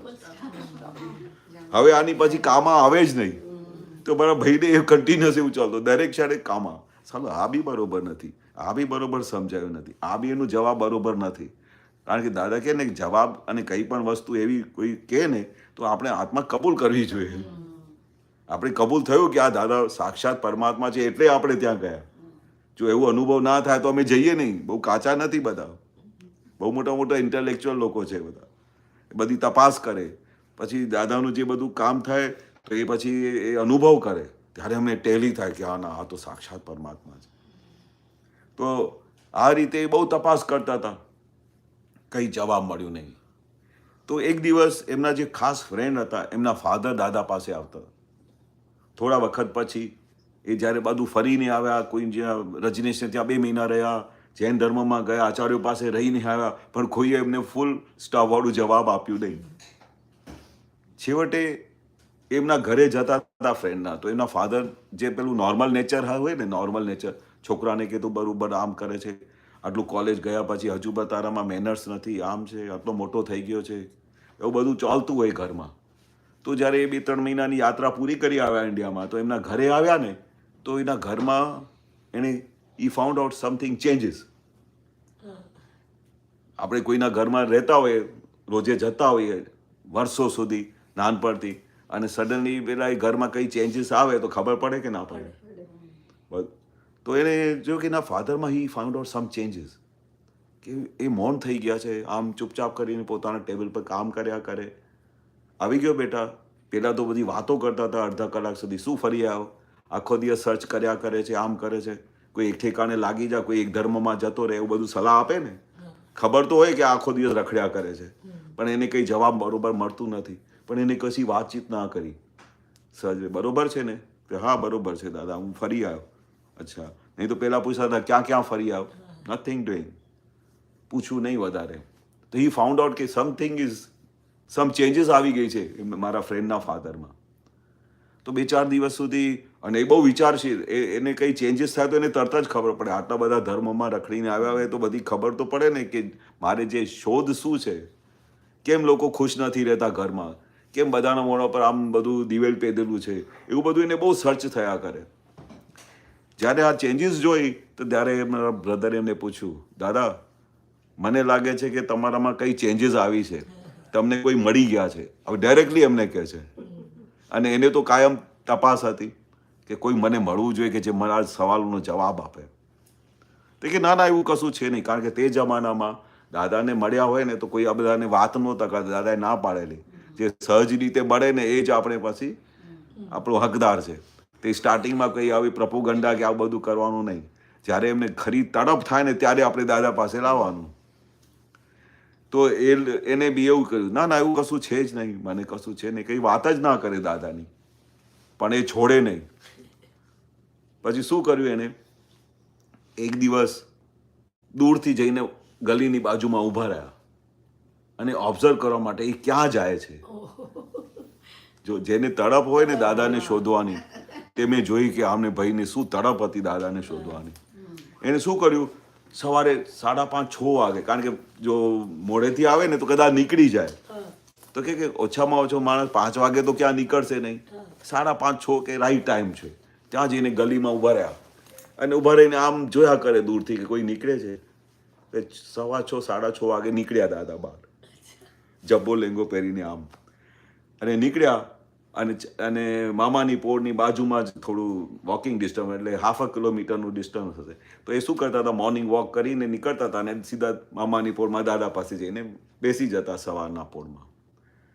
તો એ સવારના પોળમાં એના પાછળ ચાલ્યા ધીરે ધીરે, જેથી કરીને જુએ નહીં, કારણ કે બતાવતા નહોતા કે કદાચ ફરી પછી બીજી લાઈનમાં જતા ન રહે. એ ક્યાં જાય છે શોધ તો કરવી પડે ને, કે ક્યાં જાય છે. ધીરે કે મામાની પોળ આવી ગઈ અને દરવાજામાં એન્ટર થયા.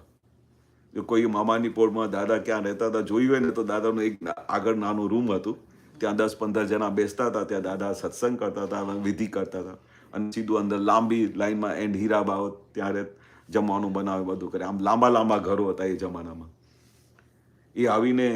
એ તો આવીને બેસી ગયા. તો ભાઈ તો ત્યાં દરવાજા આગળ ઊભા થઈ ગયા કે હવે આ સીધા દાદા ભગવાન હાર પહેરીને આમ બેઠા હતા બહુ વ્યવસ્થિત રીતે. તો એ પેલા કે હું સીધો અંદર જાઉં કેવી રીતે, એ તો જઈને બેસી ગયા, કારણ કે રેગ્યુલર હતા. તો દાદાની જુઓ ઓળખાણ, આવો અંદર આવો બેસો, વેલકમ કરતા કાયમ. પહેલી વખત આવે કે ગમે તે આવે, દાદાનો એક સિસ્ટમ. એટલે ભગવાન આવ્યા છે ને એવી રીતે ભગવાન જોઈને બેસાડતા હતા. એમની આ આખી પરાક્રમતા હું જોઉં ને તો અમને લાગે કે દાદાનું વ્યવહાર તો જોવા જેવું હતું. બેસો, અને બેસતાની સાથે તો દાદાને બધી ખબર પડી ગઈ કે ભાઈ એના મગજમાં હજારો પ્રશ્ન ફર્યા કરે છે, અને બધું ફરીને આવ્યા છે, બધું દેખાય દાદાને. અને બેસાડીને તરત જ પૂછું તને જે પૂછવું એ પૂછ તને. હવે એની અંદર તો બહુ પ્રશ્નો હતા, દરેકે કોઈએ એને જવાબ આપ્યું નહીં, એટલે અંદર બધું ભરેલું માલ હતું. પછી દાદા કે આટલી બધી વેલકમ કરીને મને પૂછે છે, એટલે મારું આજે લાગે છે કંઈ કામ થઈ જશે. પછી હળાહળાટ બધાને દાદાનો પ્રશ્ન પૂછ્યા કે આ ગરીબ કોણ છે, આ કેમ થાય છે, આ સંસારમાં આવું અનજસ્ટિસ કેમ છે. એ આખા જન્મમાં કોઈ દિવસે ખોટું કર્યું નથી એણે, બધું સુંદર રીતે બધાને હેલ્પ કરે છે, દાન કરે છે, તો એને કેન્સર કેમ થાય છે. આવા બધા પ્રશ્ન પૂછ્યા, અને દાદા હળહળાટ જવાબ આપતા જાય. આ આખું હિસાબ છે, તમે ગયા બનોમાં જે ધીર્યું છે એ જ પાછું આવે છે. અને આખા જે દાદાને આખી આપતાવાણીમાં આખા એક્સપ્લેનેશન કર્યા છે ને, એ બધા દરેક સવાલનો જવાબ આપ્યો એને. સાયન્ટિફિક એવિડન્સીસ શું છે, આ બધા કયા આધારે તમે એકબીજા સાથે ભેગા થાઓ છો, કયા કારણસર આપણી ઘરની ફાઇલો ચીકણી બોલાવવામાં આવે છે, બધા. અને એ હળહળાટ પડતા જાય. કોઈ એક ક્વેશ્ચનના જવાબ પર એને ફરી બીજો ક્વેશ્ચન નહીં કર્યો કે આ દાદા શું કહેવા માંગે છે. આમ કરતા બધા પ્રશ્નોના જવાબ આપી દીધા. એ ભાઈ કે દાદાના ચરણોમાં પડી ગયા કે મારી શોધ પૂરી થઈ ગઈ, મને ભગવાન આજે મળી ગયા. ઘણાને તો બહુ તપાસ કર્યા પછી ભગવાન મળતા, ઘણાને સહજ રીતે મળી જાય. તે બધું બ્રેન બહુ ચલાવે, બુદ્ધિ બહુ ચલાવે, તો બધા જવાબ આપવા પડે, ત્યાં સુધી એમનું સમાધાન થાય નહીં. એટલે દાદા પાસે દરેક પ્રકારના મહાત્માઓ આવેલા, અને દરેક મહાત્માઓને સમાધાન આપે. સરળ અને સહજ હોય ને તો ખાલી માથા પર હાથ મૂકે તો બધું કામ થઈ ગયું. અમને પછી કે ભાઈ તમારે કંઈ પ્રશ્ન પૂછવાના નહીં, એની મેળે બધું ઉઘાડ થશે. અને બીજા બધા પ્રશ્ન પૂછે તો અમે કેમ રહી ગયા, અમે દાદાનો એક બી પ્રશ્ન નથી પૂછતા, બધા આટલા બધા પ્રશ્ન પૂછે છે, તો અમને દાદા જવાબ આપે તારે પ્રશ્ન નહીં પૂછવાના કઈ. અને બીજા તો 100 પ્રશ્ન પૂછે. અને પછી અમારે શું થતું હતું કે જે બીજા બધા પ્રશ્ન પૂછે અમારા બધા જવાબ આવી જાય, કશું પૂછવું જ નહોતું પડતું. એટલે દાદા દરેકને પોતપોતાની રીતે સમાધાન કરતા હતા. એટલે એ પછી એમને જ્ઞાન લીધું. આ તો સૌથી પહેલા અમારા ઘરમાં રાજેન્દ્રભાઈ જ્ઞાન લીધેલું. અને એ જ્ઞાન લીધા પછી શું થયું કે એની આખું પરિવર્તન થઈ ગયું અને સમાધાન થઈ ગયા. હવે એને એક જ ઈચ્છા કે આ મારા ઘરના જે 30 જણા છે કેવી રીતે જ્ઞાન લે. કારણ કે જે સુખ મને મળ્યું, જે આનંદમાં રહેતા હતા, તે અમારા ઘરમાં તો મહાભારત ચાલતી હતી. આ એકલા જ જણા એ શાંત થઈ ગયા એકદમ. એની મહાભારત હા એ હાર્ડલી 25-26 વર્ષના હશે. હા 26 years. નાનપણથી જ એમની તપાસ. તો એ પછી એને ઈચ્છા થઈ ગઈ કે મારે કેમ કરીને આ દાદાનું જ્ઞાન પહોંચાડું બધાને આખે.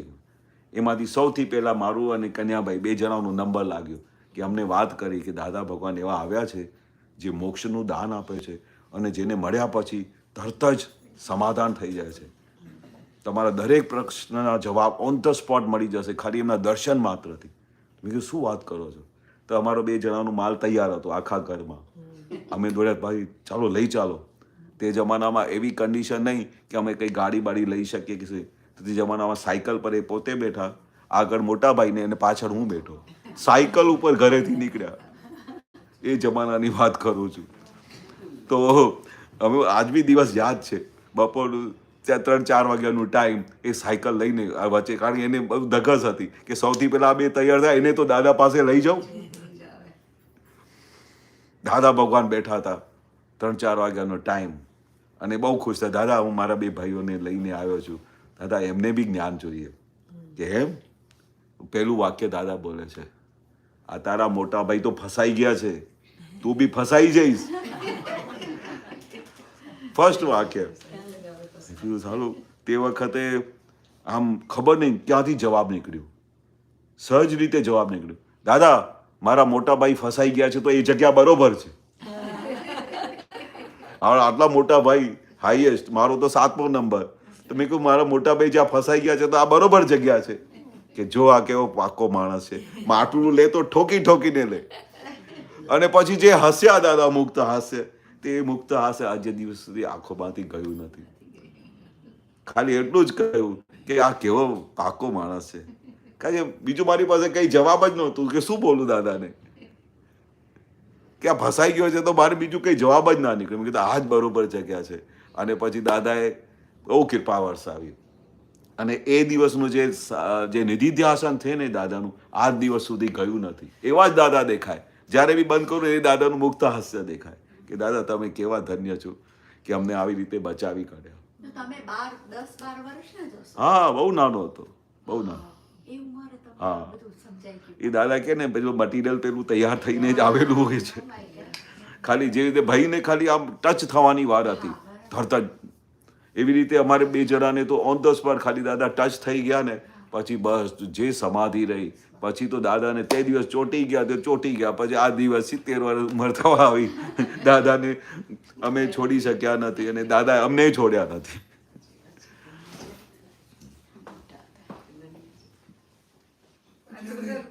પુત્ર બનવા હા. પછી તો આ વસ્તુ વાત થઈ ગઈ તો અમને બી તો આખા ઘરમાં આ બધી મહાભારત જોતા હતા ને, હા, એ તમારા આંસુ છે ને એ જ તમને દાદાને પહોંચાડી દીધા છે. હવે તો તમારે ખુશ થવાનું કે આવા દાદા મળ્યા છે જેના લીધે તમારું કનેક્શન થઈ ગયું. મોક્ષે જવાનું કનેક્શન મળતું નથી. નિરંતર તમારે હવે સમાધિમાં રહેવાનું, બહુ આનંદમાં રહેવાનું. ભલે વિરહ લાગે, દાદા કે આ વિરહ તમને મોક્ષે લઈ જશે. તમારા આંસુ નીકળે ને એ વિરહ છે દાદા માટે, એ વિરહ તમને મોક્ષે લઈ જશે. દરેકને અલગ અલગ રીતે દાદા મોક્ષનું કનેક્શન અપાવતા હતા. કોઈને દાદાના વિરહ લાગે, કોઈને દાદાનું નિરંતર નિધિધ્યાસન રહ્યા કરે, કોઈને દાદા ભૂલાય જ નહીં, કોઈને દાદાની બધી વાતો યાદ આવે. આમ જેમ તેમ કરીને દાદા બધાને ચોંટી ગયેલા. તો આ રીતે આખું જે દાદાનું કનેક્શન મળતું ગયું ને પછી તો મને કશું ગમે નહીં. આખા ઘરમાં બધા, મને તો વારે ઘડી એવું થાય ને કે આ જે મહાભારત ચાલે છે ને તો સાલું આ બેગ લઈને ભાગી જાઉં ઘરમાંથી, સહન ના થાય મારાથી. અને એક વખત દાદા મળી ગયા ને તો મને એટલું બધું આનંદ થયું ને કે સમાધિ વર્તાય કે જ્ઞાની પુરુષ એવા ભગવાન જે સાક્ષાત પરમાત્મા મળી જાય તો પછી અહીંયા લડાઈઓ કરે ને તોય અમને અસર ના થાય. પણ મને શું ખુમારી રહ્યા કરે, મને દાદા મળી ગયા અને હું આખો દિવસ દાદા પાસે જઈને બેસી જાઉં, દાદાની સેવા કરું જઈને. કે બીજે ક્યાં ગમે નહીં ને, બીજે ક્યાં એ ગમે નહીં તો આત્મામાં ગમા. બસ એવું જ રહ્યા કરે કે હવે મારે બીજે ક્યાં ગમતું નથી, ઘરમાં રહેવાનું ગમે નહીં. એટલે પછી અમે નીકળ્યા. પછી એક પછી સંજોગ બાંધતા ગયા. દાદા ભગવાને અમને એવા જકડી કાઢે, કારણ કે દાદા શું કહે છે, તમારું ભાવ હોવું જોઈએ, જ્ઞાની પુરુષ માટે સમર્પણ હોવું જોઈએ. પછી દાદા તમારે કેવી રીતે અંદર સેટ થઈ જાય ને તમને કલ્પનામાં ના આવે. એવા દાદા થઈ જાય કે દાદા તમારે દૂર થાય જ નહીં. નિરંતર એમનું નિધિધ્યાસન રહ્યા કરે, નિરંતર તમે એમની સાથે વાતો કરો, એવું થઈ જાય તમને. તો એ વિરહ એ જે દાદાનું જે પેલું કે મને આ જ્ઞાની પુરુષને સિવાય ક્યાંય જવું નથી, એ પછી સેટિંગ થઈ ગઈ. પછી તો દાદા સહજ રીતે જોઈ લીધું કે આનું બેકગ્રાઉન્ડ કેવું છે, કે આ ગયા ભાવમાં કંઈ લખાઈ આવ્યો છે જ્ઞાની પુરુષની સેવા કરવાનું. એટલે કોઈ દિવસે મને દાદાએ રોક્યા નહીં. પછી તો નિરંતર દાદાની સેવામાં રહ્યો. પછી જ્યારે ઉંમર થઈ, રાઈટ ટાઈમ થયું, તો દાદા પહેલાં 18 વર્ષનું થાય ને ત્યારે જ્ઞાન આપતા હતા. ત્યારે કે પૂરી ફૂલ એ પહેલાં જ્ઞાન નહોતા આપતા.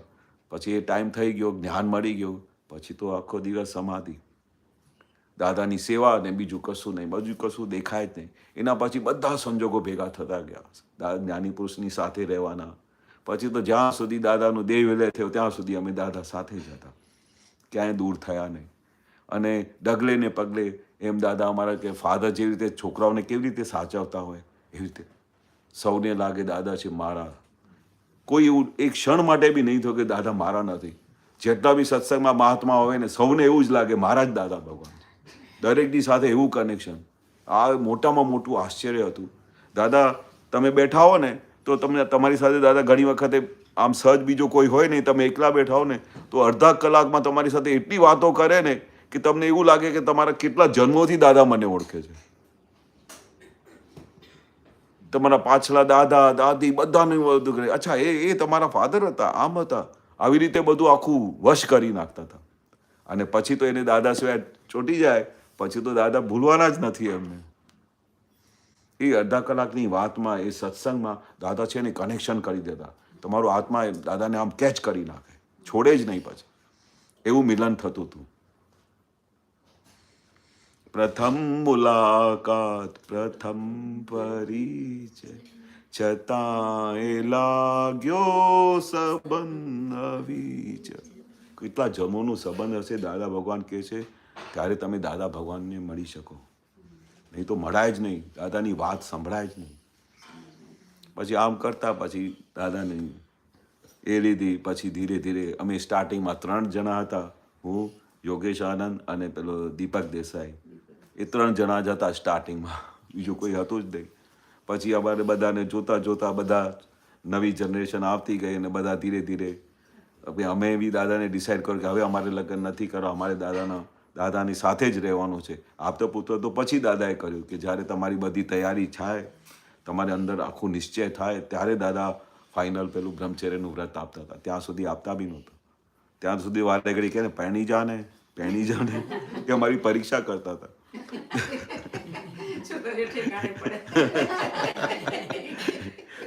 દાદા હજુ વિચાર નથી આવતો હમણાં. દાદાને બી પાછળથી દેખાય કે આમનો હિસાબ બાકી છે કે નહીં, ક્લિયર દેખાય ને દાદા જ્ઞાની પુરુષને. અમે જ્યારે બધા આપતા પુત્રો થઈ ગયા ને, હા, તો અમારા મોટા ભાઈ જે કન્યાભાઈ મારી સાથે જ જ્ઞાન લીધેલું, તો એમને દાદા કે ભાઈ તું પહેણી જા ને આમ. બાપુજી કે દાદા બાપુજી બહુ ફોર્સ કરે છે. અમારી શું છે લાઈન ચાલતી હતી સૌથી મોટા, પણ વચ્ચે કોઈને આમ ક્રોસ લાઈન થવા ના દે, બરોબર. તો કન્યાભાઈનો જ્યારે નંબર આવ્યો તો એ પછી એમને દાદા ભગવાન મળી ગયા તો એમને લગ્ન કરવાનો વિચાર જ ના આવે. એ બાપુજી વારે ઘડીએ કે તારા લીધે બધી લાઈન અટકી ગઈ છે. એવું ના કરે કે આની લાઈન તું આગળ ચાલ તારે જ્યારે કરવું હોય, કે ના જ્યાં સુધી એના લગ્ન ન થાય આગળ ગાડી નહીં ચાલે. લાઈનમાં બધાએ 8 ને લગ્ન કરવાના છે. એની બધી તૈયારી કરે. તે કન્યાભાઈ પર ગાડી અટકી ગઈ તો એ અમને બધા આપતો પુત્રને જોઈ કે મારે બી આપતો પુત્ર થવું છે. આમ કરતાં કરતાં બાપુજીનું ફોર્સ વધતું ગયું. પછી દાદાને વાત કરે તો દાદા કે બાપુજી જેમ કે તો કરવું પડશે નહીં, એવું પૂછે છે. દાદા શું કરું મને સમજાતું નથી, બહુ ફોર્સ કરે છે, કરવું તો પડશે એવું કહે છે. તો પહેણી જા. પછી દાદા આમ છૂટું મૂકી દે તો કે દાદા તમે કહેતા હો તો પહેણી જવું. પછી દાદા પછી અમે ના કહીએ, તારે તારું ડિસિઝન લે તારે. તો એ પહેની ગયા. પછી બાપુજીને કયા પ્રમાણે લગ્ન કર્યા. તો પછી આગળ જઈને એને બહુ આમ થયું કે મેં કેમ લગ્ન કર્યા, પણ એમનું હિસાબ હતું રીટા ભાભી સાથે. તો એને તો દાદા ભગવાનને કહ્યું. તો પછી જ્યારે બહુ વર્ષો થઈ ગયા ને આપતા પુત્ર, તો પછી દાદા કહે તમે મને કેમ તમે લગ્ન માટે હા પાડી? તો તારે ના પાડવી જોઈતી હતી ને જો નથી કરવાના. અમે ક્યાં કેમ કહીએ? તો દાદા તો જાણે કે એનો પાછલો હિસાબ છે, એનો હજુ હિસાબ છે. એટલે પછી દાદા પછી બાપુ ના મારે. પણ પછી તે દિવસે બહુ હસ્યા અમે જ્યારે દાદા કહ્યું. અમે તો કહીએ તો દાદા તો બધા નહીં કહેતા હતા પહેણી જા, પણ જો તારે અંદર આ માર્ગે આવવું હોય તો પછી તું આવી શકે છે. તારું પોતાનું નિશ્ચય છે, દાદાનું નથી. કે you are whole and sole responsible for your self. બહુ હસતા હતા કે મને દાદાએ આમ કરીને કેવું પડી જાવે તો કીધું તું કેમ કાચો બન્યો. પણ પછી એમની સાથે હિસાબ હોય ને દાદા કે પછી એનું હિસાબ થયા વગર છૂટકો નહીં. આપણે દાદાની હાજરીમાં કેટલા બધા આપતા પુત્રો હતા. આમ કરતા કેટલા આપણે છેલ્લા આટલા જ બચ્યા. તો પછી દાદાને બધાના સંજોગો એવા આવતા હતા કે ના છૂટકે પહેણવું પડતું હતું બધાને. દાદા દેખાતું હતું કે એમનો હિસાબ બાકી છે. અને પછી દાદા કહે છે કે લગ્ન કે કઈ સ્ત્રી કે કશું તમને અડતું નથી, તમારી અડસમજણ તમને અડે છે, બરોબર. તો પછી હસબન્ડ વાઈફ હોય બધા હોય તો બી આ માર્ગમાં આવ્યા પછી કેટલા જણા પોતાના લગ્ન જીવનમાં બી એ લોકોએ બધું બ્રહ્મચર્ય લીધેલું દાદાની હાજરીમાં. હસબન્ડ વાઈફે કેટલા બધાએ લીધેલું, બરોબર. અને જ્યારે દાદાએ આખું ખુલ્લું કર્યું કે આખું સાયન્સ કેવું ચાલે છે. પહેલાં જ્યારે ઋષિ મુનિઓ હતા એ જમાનો હતો સતયુગમાં, તો એક પુત્રદાન અને એક પુત્રીદાન માટે દાદા કહેતા હતા કે આ સ્ત્રી અને પુરુષનો સંબંધ થાય છે. આ તો પછી આ કળિયુગમાં બધું ઊંધું ચાલ્યું બધું, પણ એમનું તો ખાલી એટલું જ સંબંધ હોય છે. સતયુગમાં બધું એવું હતું, સ્ત્રી પુરુષનું સંબંધ, એ બ્રહ્મચર્ય કહેવાય. પછી દાદાએ આપણા અક્રમ વિજ્ઞાનમાં મોટામાં મોટું સ્ત્રી પુરુષ માટેનું બ્રહ્મચર્ય કહ્યું કે એક પુરુષ અને એક સ્ત્રી સાથે તમે રહ્યા અને બીજે ક્યાંય તમારી દ્રષ્ટિ જતી નથી તો તમે બ્રહ્મચર્ય પાલન કર્યું કહેવાય. પછી દાદાના આખા મહાત્માઓ એ રીતે આખું જીવન કાઢવાનું શરૂ કર્યું. એટલે આ આખું વિજ્ઞાન આવી રીતે બધું કામ કરે છે. તમારા નિર્ણયથી ફેમિલી રિએક્શન કઈ પોઝિટિવ હતું કમ્પ્લીટ? હા, પોઝિટિવ નહીં. પેલું કેવું થઈ ગયું કે એ જે તમે પ્રશ્ન પૂછ્યું ને કે તમારે અંદર ખાને આવું બધું દેખાયું અને પછી દાદા કહે ને કે આપણે શું છે, આપણી અંદર એટલું બધું અંતસ્કરણમાં બધું ક્લિયરન્સ છે ને કે તમને પાછળું બહુ બધું બી દેખાઈ આવે અને આ બી દેખાય, એટલી ડેવલપમેન્ટ છે આપણી.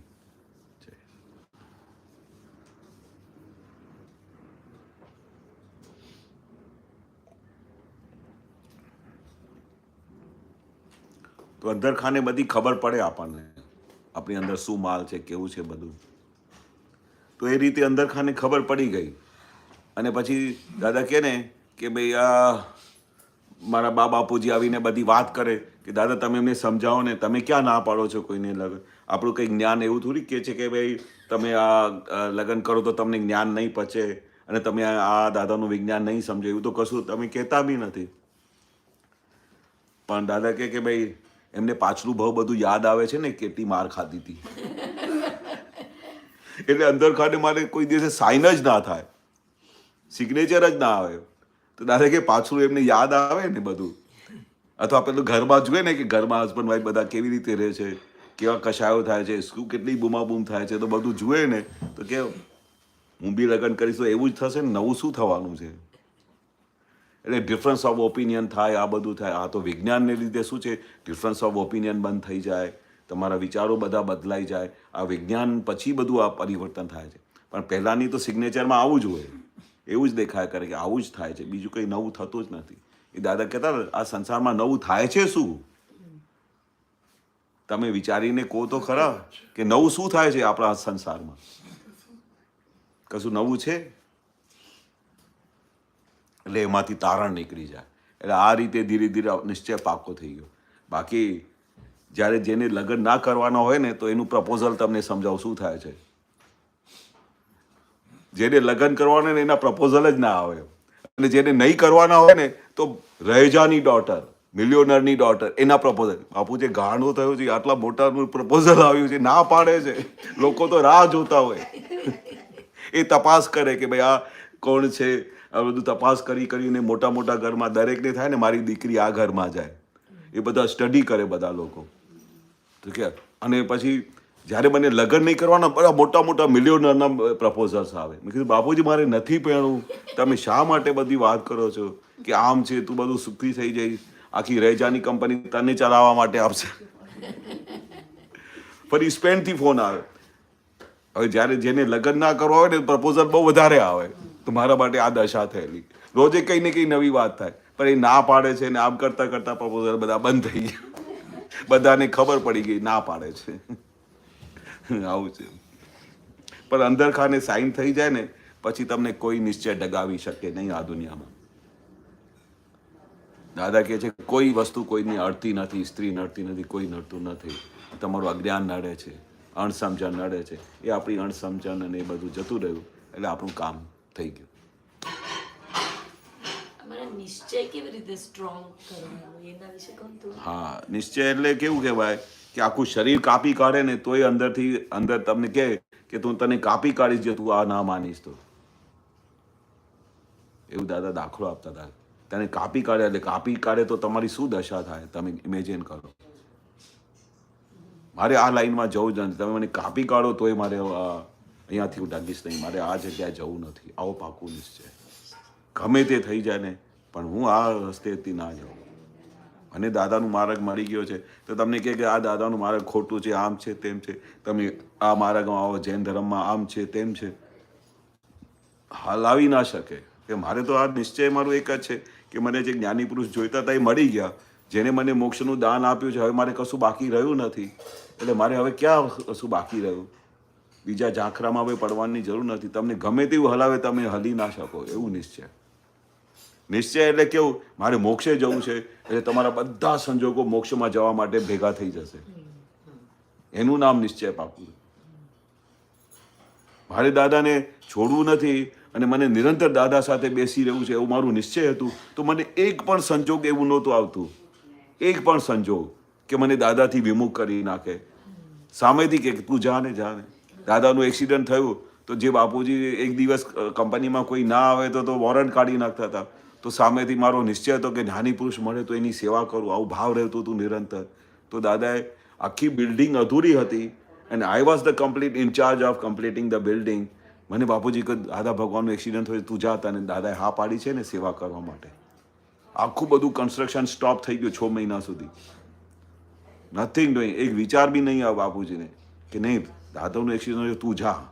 એ મારું નિશ્ચય હતું કે મને ભગવાન મળે ને તો નિરંતર એની સેવા કરું. અને એ વખતે જો મારો નિશ્ચય ડગું પચું હોય, કશું ના હોય તો એક્સિડન્ટ થયું છે કંઈ વાંધો નહીં, હું તો ફેક્ટરી બધું બિલ્ડિંગ પૂરી કરવા જાઉં છું.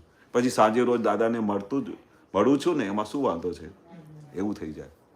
પણ તમારું નિશ્ચય પાકું કે મને જ્ઞાની પુરુષને છોડવું જ નથી, ગમે તે સંજોગ આવી જાય તો પછી તમારા સંજોગ બધા તમારા ફેવરેબલ થઈ જાય. સામેથી તમને કહેશે, તમે ટ્રાય કરીને જોજો. તમે ખાલી એક વખત વાક્ય બોલશો આજે સત્સંગમાં નથી જતી, વાંધો નહીં, રોજે તો જઉં છું. હા, તો દાદા કે એવા જ બધા સંજોગો ભેગા થાય. પછી રોજે તમારે અવાય નહીં. તમે એક વખત કહ્યું ને કે આજે નહીં, રોજે તો જઉં છું, આમાં આજે નહીં જવું તો શું વાંધો નહીં, આજે મારે કામ છે ઘરે. તો કે એક વખત આવું તમે બોલો ને તો મન લપટું પડી જાય. એ દાદાએ મસ્ત શબ્દ શોધી કાઢ્યું. લપટું પડી જાય એટલે શું, તમારા પર મન હાવી થઈ ગયું અને પછી તમારે મન પ્રમાણે તમને એ ઠેઠ લઈ જાય રામ તારી માયા. એ દાદાએ પછી એક વખત અમારા પેલા મહેશ આનંદ છે ને એને બી પકડેલું. એ રોજે આવતા હતા પણ એક દિવસે શું છે, એ આપતો પુત્રની સિન્સિયરિટીને તો સલામ કરવા જેવું છે. મેં આવું જોયું નથી.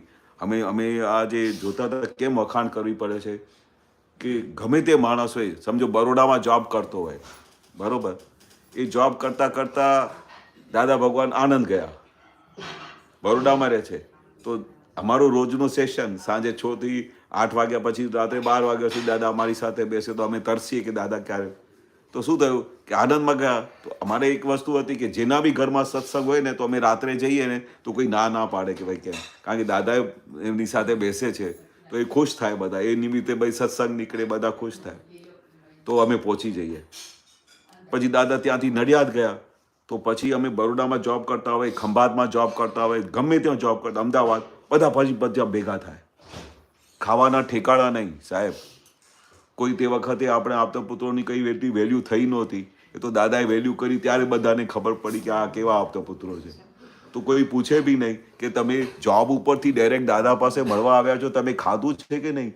તો અમે શું કરીએ, બહાર જઈને સેવસર ખાઈ આવીએ, ભજીયા ખાઈને આવીએ. તો દાદાને એક વખત ખબર પડી. એ હું પછી વાત બતાવું છું. પણ આ રીતે અમે ત્યાં જતા હતા. તે જતા તો દાદા પાસે અમારે સેશન મળી જાય, પછી બહાર ભજીયા ખાઈએ, સેવસર ખાઈને પછી ઘરે જતા હતા. ખાવાની કોઈ દિવસે પડેલી જ નહીં. પણ જ્ઞાની પુરુષનું અમે એનું જે સાનિધ્ય મળવું જોઈએ, સત્સંગ મળવું જોઈએ, એ મિસ નહોતા કરતા. તો એક વખત શું થયું, મહેશાનંદને થયું કે વડોદરામાં કે આજે નથી જતો, રોજે તો જઉં છું ને દાદાને મળવા, બરોબર. તો એમ કરીને એ નહીં આવ્યા. તો દાદાને સમજો 25 આપતા પુત્ર હોય તો દાદાની હાજરી 2 મિનિટ આમ જુએ તો ખબર પડી જાય કે આજે મહેશભાઈ દેખાયા નહીં, ખબર નહીં શું થયું હશે. તો દાદા બીજા દિવસે પછી આવી ગયા, કારણ કે એકાદ દિવસ ગુટલી મારે પછી તો ના મરાય એમનાથી, પછી એનાથી સહન ના થાય, ફરી દાદા પાસે ફરી નીકળી જ જાય. બીજા દિવસે આવ્યો તો દાદાએ તરત જ પૂછ્યું, કેમ ગઈકાલે દેખાયા નહીં? તે કે દાદા ગઈકાલે શું થયું કે મારે મનમાં એવું આવ્યું કે આજે નથી જતું, રોજે તો જઉં છું દાદા. તો દાદા કે મન લપટું પડી જશે આવું, જે દિવસે મન કહે ને આજે નથી જતું તે દિવસે ચોક્કસ જવાનું. હા, જે દિવસે મન ના પાડે ને તે દિવસે ચોક્કસ જવાનું. નહીં તો શું થાય, મન એક દિવસ તમે આવું કહો ને આજે નહીં જવું તો ચાલશે, કાલે જઈશ તો વાંધો નહીં, આમ કરતા કરતા શું છે મન લપટું પડી જાય. આ વસ્તુ દાદા આવી રીતે શોધખોળ કરતા હતા કે મન કેવી રીતે લપટું પડી જાય છે. એટલે આપણે મનના મુજબ ચાલીએ ને પછી આવી રીતે લબાડગીરી થઈ જાય. પણ તે દિવસે તો આપણે ચોક્કસ એના ઓપોઝિટ ડિરેક્શનમાં જવાનું. બરોબર. હા, તમે શું પ્રશ્ન પૂછતા હતા? સોરી, પેલી લિંક. ઉપયોગ અને જાગૃતિ. ઉપયોગ અને જાગૃતિનું કનેક્શન તમે બતાવો. હા. અને ઉપયોગ કયા પ્રકાર આપણે રાખવાનો? હા, ઉપયોગ તો મેં તમને ખ્યાલ બતાવ્યો ને કે આપણે ઉપયોગ કેવું હોવું જોઈએ. જ્ઞાની પુરુષનો ઉપયોગ કેવી રીતે હતું કે ઉઠતા બેસતા, ખાતા પીતા, વાતચીત કરતા નિરંતર તમારે ઉપયોગ રહેવું છે કે કોણ વાત કરે છે, આ કોણ ખાય છે, આ કોને મનમાં આવા ઊંધા વિચાર આવ્યા, તમે કોણ છો, એટલે નિરંતર તમારો એનો ઉપયોગ હોય. ખ્યાલ આવ્યો? ઉપયોગ પ્રજ્ઞા. હા હા, ઉપયોગનું કામ જ છે. પ્રજ્ઞા તમને વારે ઘડી અલર્ટ કર્યા કરે કે ભાઈ આવી રીતે તમે આ ખોટે માર્ગે જાઓ છો, આવી રીતે તમે જાગૃતિ રાખો, આમ કરો તેમ કરો. અને પછી તમને ઉપયોગ તો જ્ઞાની પુરુષે જે બતાવેલો માર્ગ છે એમાં ઉપયોગ તો તમારે તરત જ હાજર થઈ જાય. વાણી ઉપર ઉપયોગ, ખાતી વખત ઉપયોગ, બોલતી વખત ઉપયોગ, દરેક વખતે ઉપયોગ રહેવું જોઈએ. મનમાં વિચાર આવ્યા તે વખતે ઉપયોગ, તમારો ઉપયોગ ક્યાં જાય છે બધું ઓબ્ઝર્વેશન, એ પ્રજ્ઞા શક્તિ તમને અલર્ટ કરતી રહે. ઉપયોગમાં આપણું જ્ઞાન અને દર્શન વપરાય. હા, જ્ઞાન બી વપરાય, દર્શન બી. તમને બધું દેખાય, બધું કે તમે હમણાં ક્યાં જઈ આવ્યા. તમારા વિચારો બહાર જાય તો દર્શનમાં બધું તમને દેખાય. આ આત્માના જે ગુણો છે ને એમાં તમને આર પાર બધું તમને વિઝન ક્લિયર કરી આપે. નહીં તો તમે આ આત્માને જે અનુભવ્યો છે ને એ તમે જોઈ જ ના શકો. તો આ રીતે તમારું બધું ઉપયોગ તમારે દેખાયા કરે. જાગૃતિ એટલે શું કે તમે હમણાં અહીંયાથી જશો તો આ ધંધામાં જશો તો તમારે બધું તમારું તો ઉપયોગ જતું રહેશે બધું આમાં ધંધામાં. અને જાગૃતિ કેવી રાખવાની કે ભાઈ આ દાદાનું જે જ્ઞાન મળ્યું છે અને દાદા હમણાં બેઠા છે સત્સંગમાં, તો આપણે ત્યાં જઈએ તો આપણું કંઈ ઊંધું થવાનું નથી. એવી તમારે જાગૃતિ નિરંતર રહેવી જોઈએ કે તમે આ બાજુ જશો તો આ પડી જશો, આ બાજુ જશો તો તમે પડી જશો, આ બાજુ જશો તો તમારી સેફ સાઈડ છે. ઓલ ધ ટાઈમ તમારે જાગૃતિ રહે. અહીંયા પડી જશો. કુસંગ તમને મળ્યું, કોઈ તમારો દોસ્તાર મળી ગયો, ચાલો આપણે જરા બેગ મારી આવીએ, એટલે ત્યાં જાગૃતિ હાજર થવી જોઈએ. ચાલો આ તો બધું આપણે આવરણ આવી જશે, આવું કરવા જેવું બિલકુલ નથી. આમ જઈશું તો આપણે બધું જ્ઞાનપૂર્ણ આવરણ થશે. તો એ આવી જાગૃતિ રહેવી જોઈએ.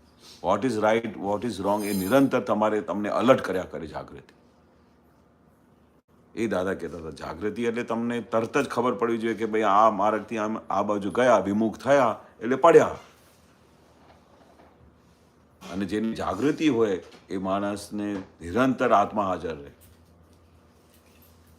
કારણ કે જાગૃતિ હોય ત્યારે તમે છૂટાપણામાં રહી શકો, આનાથી છૂટાપણા રહી શકો. જાગૃતિ ના હોય તો પછી તમે એકાકાર થઈ જાઓ. આ જાગૃતિને લીધે તમારે છૂટાપણું વર્તાય છે. આવું ગજબનું વિજ્ઞાન છે. જાગૃતિ એટલે આપણે કોન્સ્ટન્ટ આત્મામાં ઉપયોગમાં રહેવું. હા, એની રિઝલ્ટમાં તમારી જાગૃતિ આવે. બરાબર. ઉપયોગમાં રહ્યા એટલે જાગૃતિ ઊભી થાય તમારી. અને એ તમને પછી ઠેઠ મોક્ષ સુધી લઈ જાય. જે પહેલી જાગૃતિ કે ઉપયોગ? ઉપયોગ પહેલા ઉપયોગ. ઉપયોગની રિઝલ્ટ આવે છે જાગૃતિની. ઉપયોગનું રિઝલ્ટ જાગૃતિ. હા, ઉપયોગમાં તમે રહ્યા કે આ મારા ભાઈ છે પણ રિલેટિવ વ્યૂ પોઈન્ટથી છે, પણ રિયલિટી એ શુદ્ધ આત્મા છે. એ તમે આ ઉપયોગ રાખ્યો ત્યારે તમે આ જોઈ શક્યો. ત્યારે નહીં કહ્યું દાદાએ કે હા દાદા મેં ઉપયોગપૂર્વક જમ્યો. ઉપયોગપૂર્વક જમ્યો એટલે તમને ખબર છે શું છે ઉપયોગપૂર્વક જમવાનું. તમારે તરત જ છૂટાપણામાં આવી જવું પડે. આ ખાય છે કોણ? પૂતગલ ખાય છે, હું તો શુદ્ધ આત્મા. આવું આપણે ખાતી વખતે યાદ આવે છે? મિસ થઈ જાય છે ને? કયું ટેસ્ટી છે? હા, કશું યાદ જ નથી આવતું. અને જરા મીઠું ઓછું પડ્યું હોય, મીઠું ઓછું પડ્યું હોય તો બૂમા બૂમ કરી નાખે. સાચી વાત છે, એ દેખાય છે. પાછું ઓછું છે. બૂમા બૂમ કરી.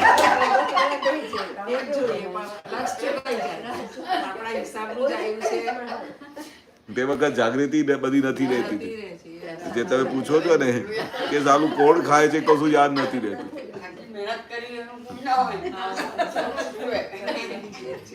અમારા મોટા ભાઈ છે ને, અમારા ઘરમાં તો છે ને આખો વખત આ જ્ઞાનનું બહુ જબરજસ્ત પરિણામ પામતું હતું કે રોજે કઈ ને કઈ વસ્તુ થાય ને તો અમે દાદા જોડે વાત કરીએ.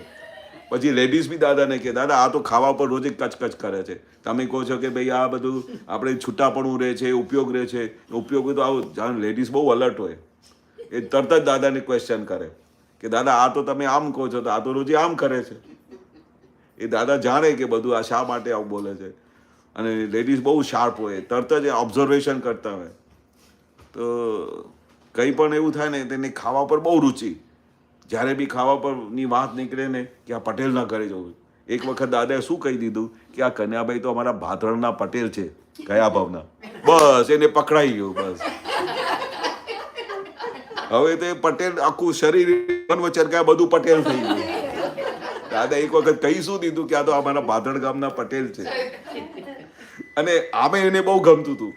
બધે ફ્રેન્ડશિપ પટેલો સાથે વાતચીત, રહેવાનું એમની સાથે, એમના ઘરમાં મહિનાઓ સુધી રહી આવે અને બધા વેલકમ કરે. અને બધા બિઝનેસમાં જાય ને તો દાદાની વાત કરે ને તો એની પાસે દાદા કહેતા હતા કે આના જો કોઈ સેલ્સમેન મેં જોયું નથી. દાદાને આમ બધી એને ગેટ બેસાડી આવે એટલે મોટામાં મોટો સેલ્સમેન કહેવાય. તો બહુ વખાણ કરતા હતા કે આના જેવું છે. જ્યારે બી ગામમાં કોઈ બી સિટીમાં જાય, કઈ બિઝનેસમાં તો 4-5 જણાને લઈને જ આવે. દાદા એમને બી જ્ઞાન જોયું બધું. કેવું સેલ્સમેન, અમે આટલું બોલ કરીએ છીએ તો કોઈ આવતું નથી, આ કેવી રીતે લઈ આવે છે. Very good salesman.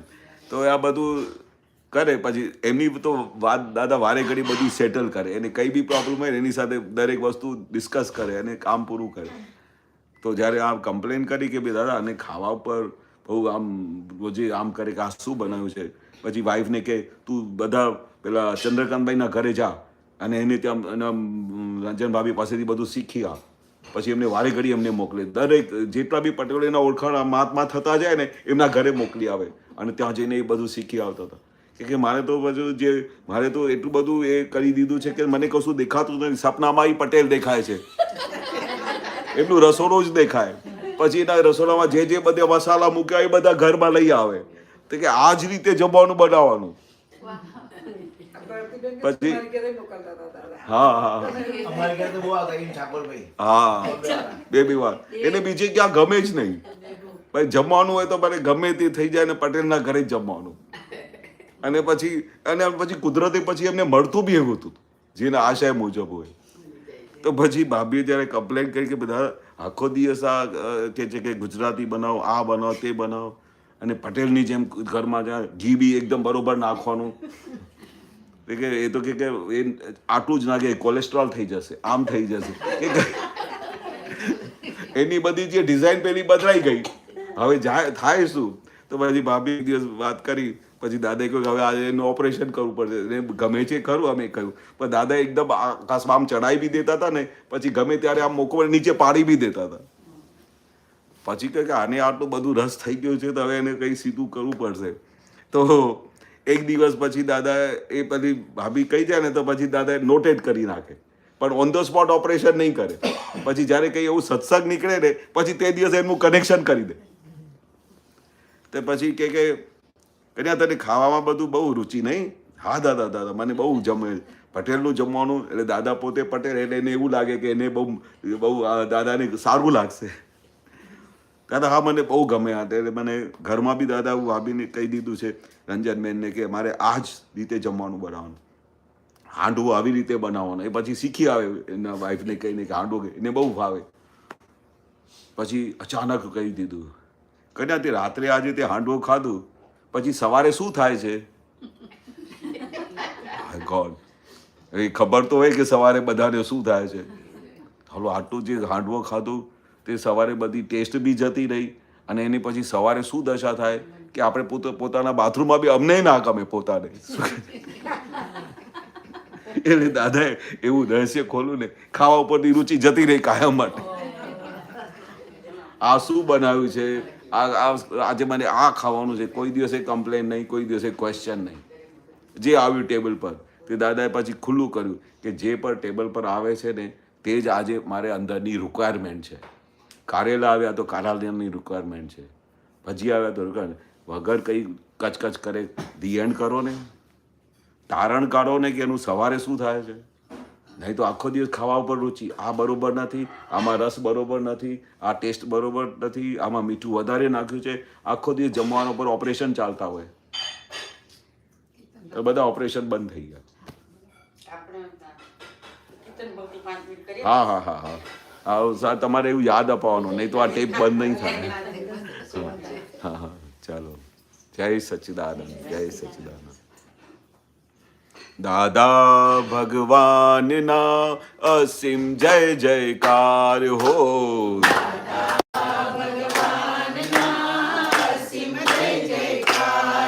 હો દાદા ભગવાનના અસીમ જય જયકાર હો.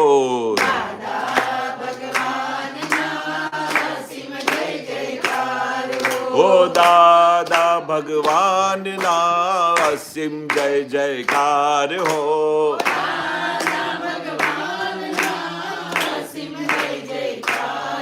હો દાદા ભગવાનના અસીમ જય જયકાર હો.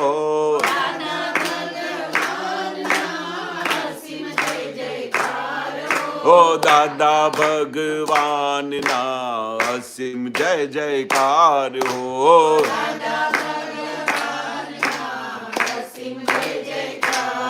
હો દાદા ભગવાનના અસીમ જય જયકાર હો.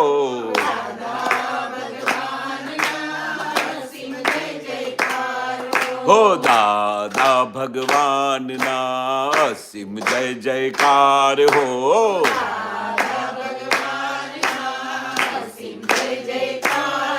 હો દાદા ભગવાનના અસીમ જય જયકાર હો.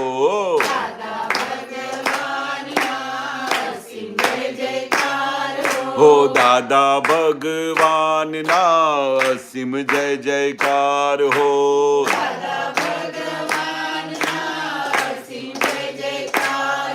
હો દાદા ભગવાનના અસીમ જય જયકાર હો.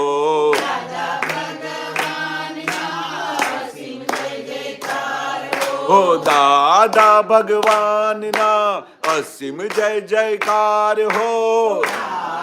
ભગવાનના અસીમ જય જયકાર હો. દાદા ભગવાનના અસીમ જય જયકાર હો.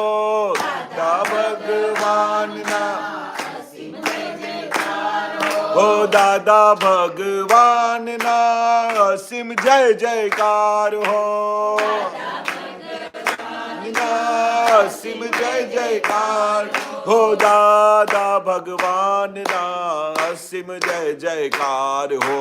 દાદા ભગવાનના અસીમ જય જયકાર હો. દાદા ભગવાનના અસીમ જય જયકાર હો.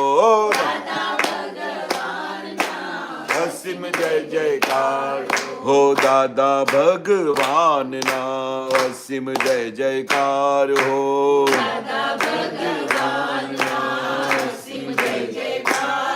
હો દાદા ભગવાનના અસીમ જય જયકાર હો.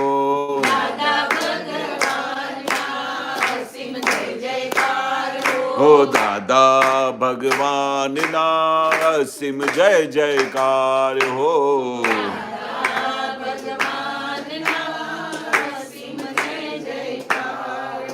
હો દાદા ભગવાનના અસીમ જય જયકાર હો.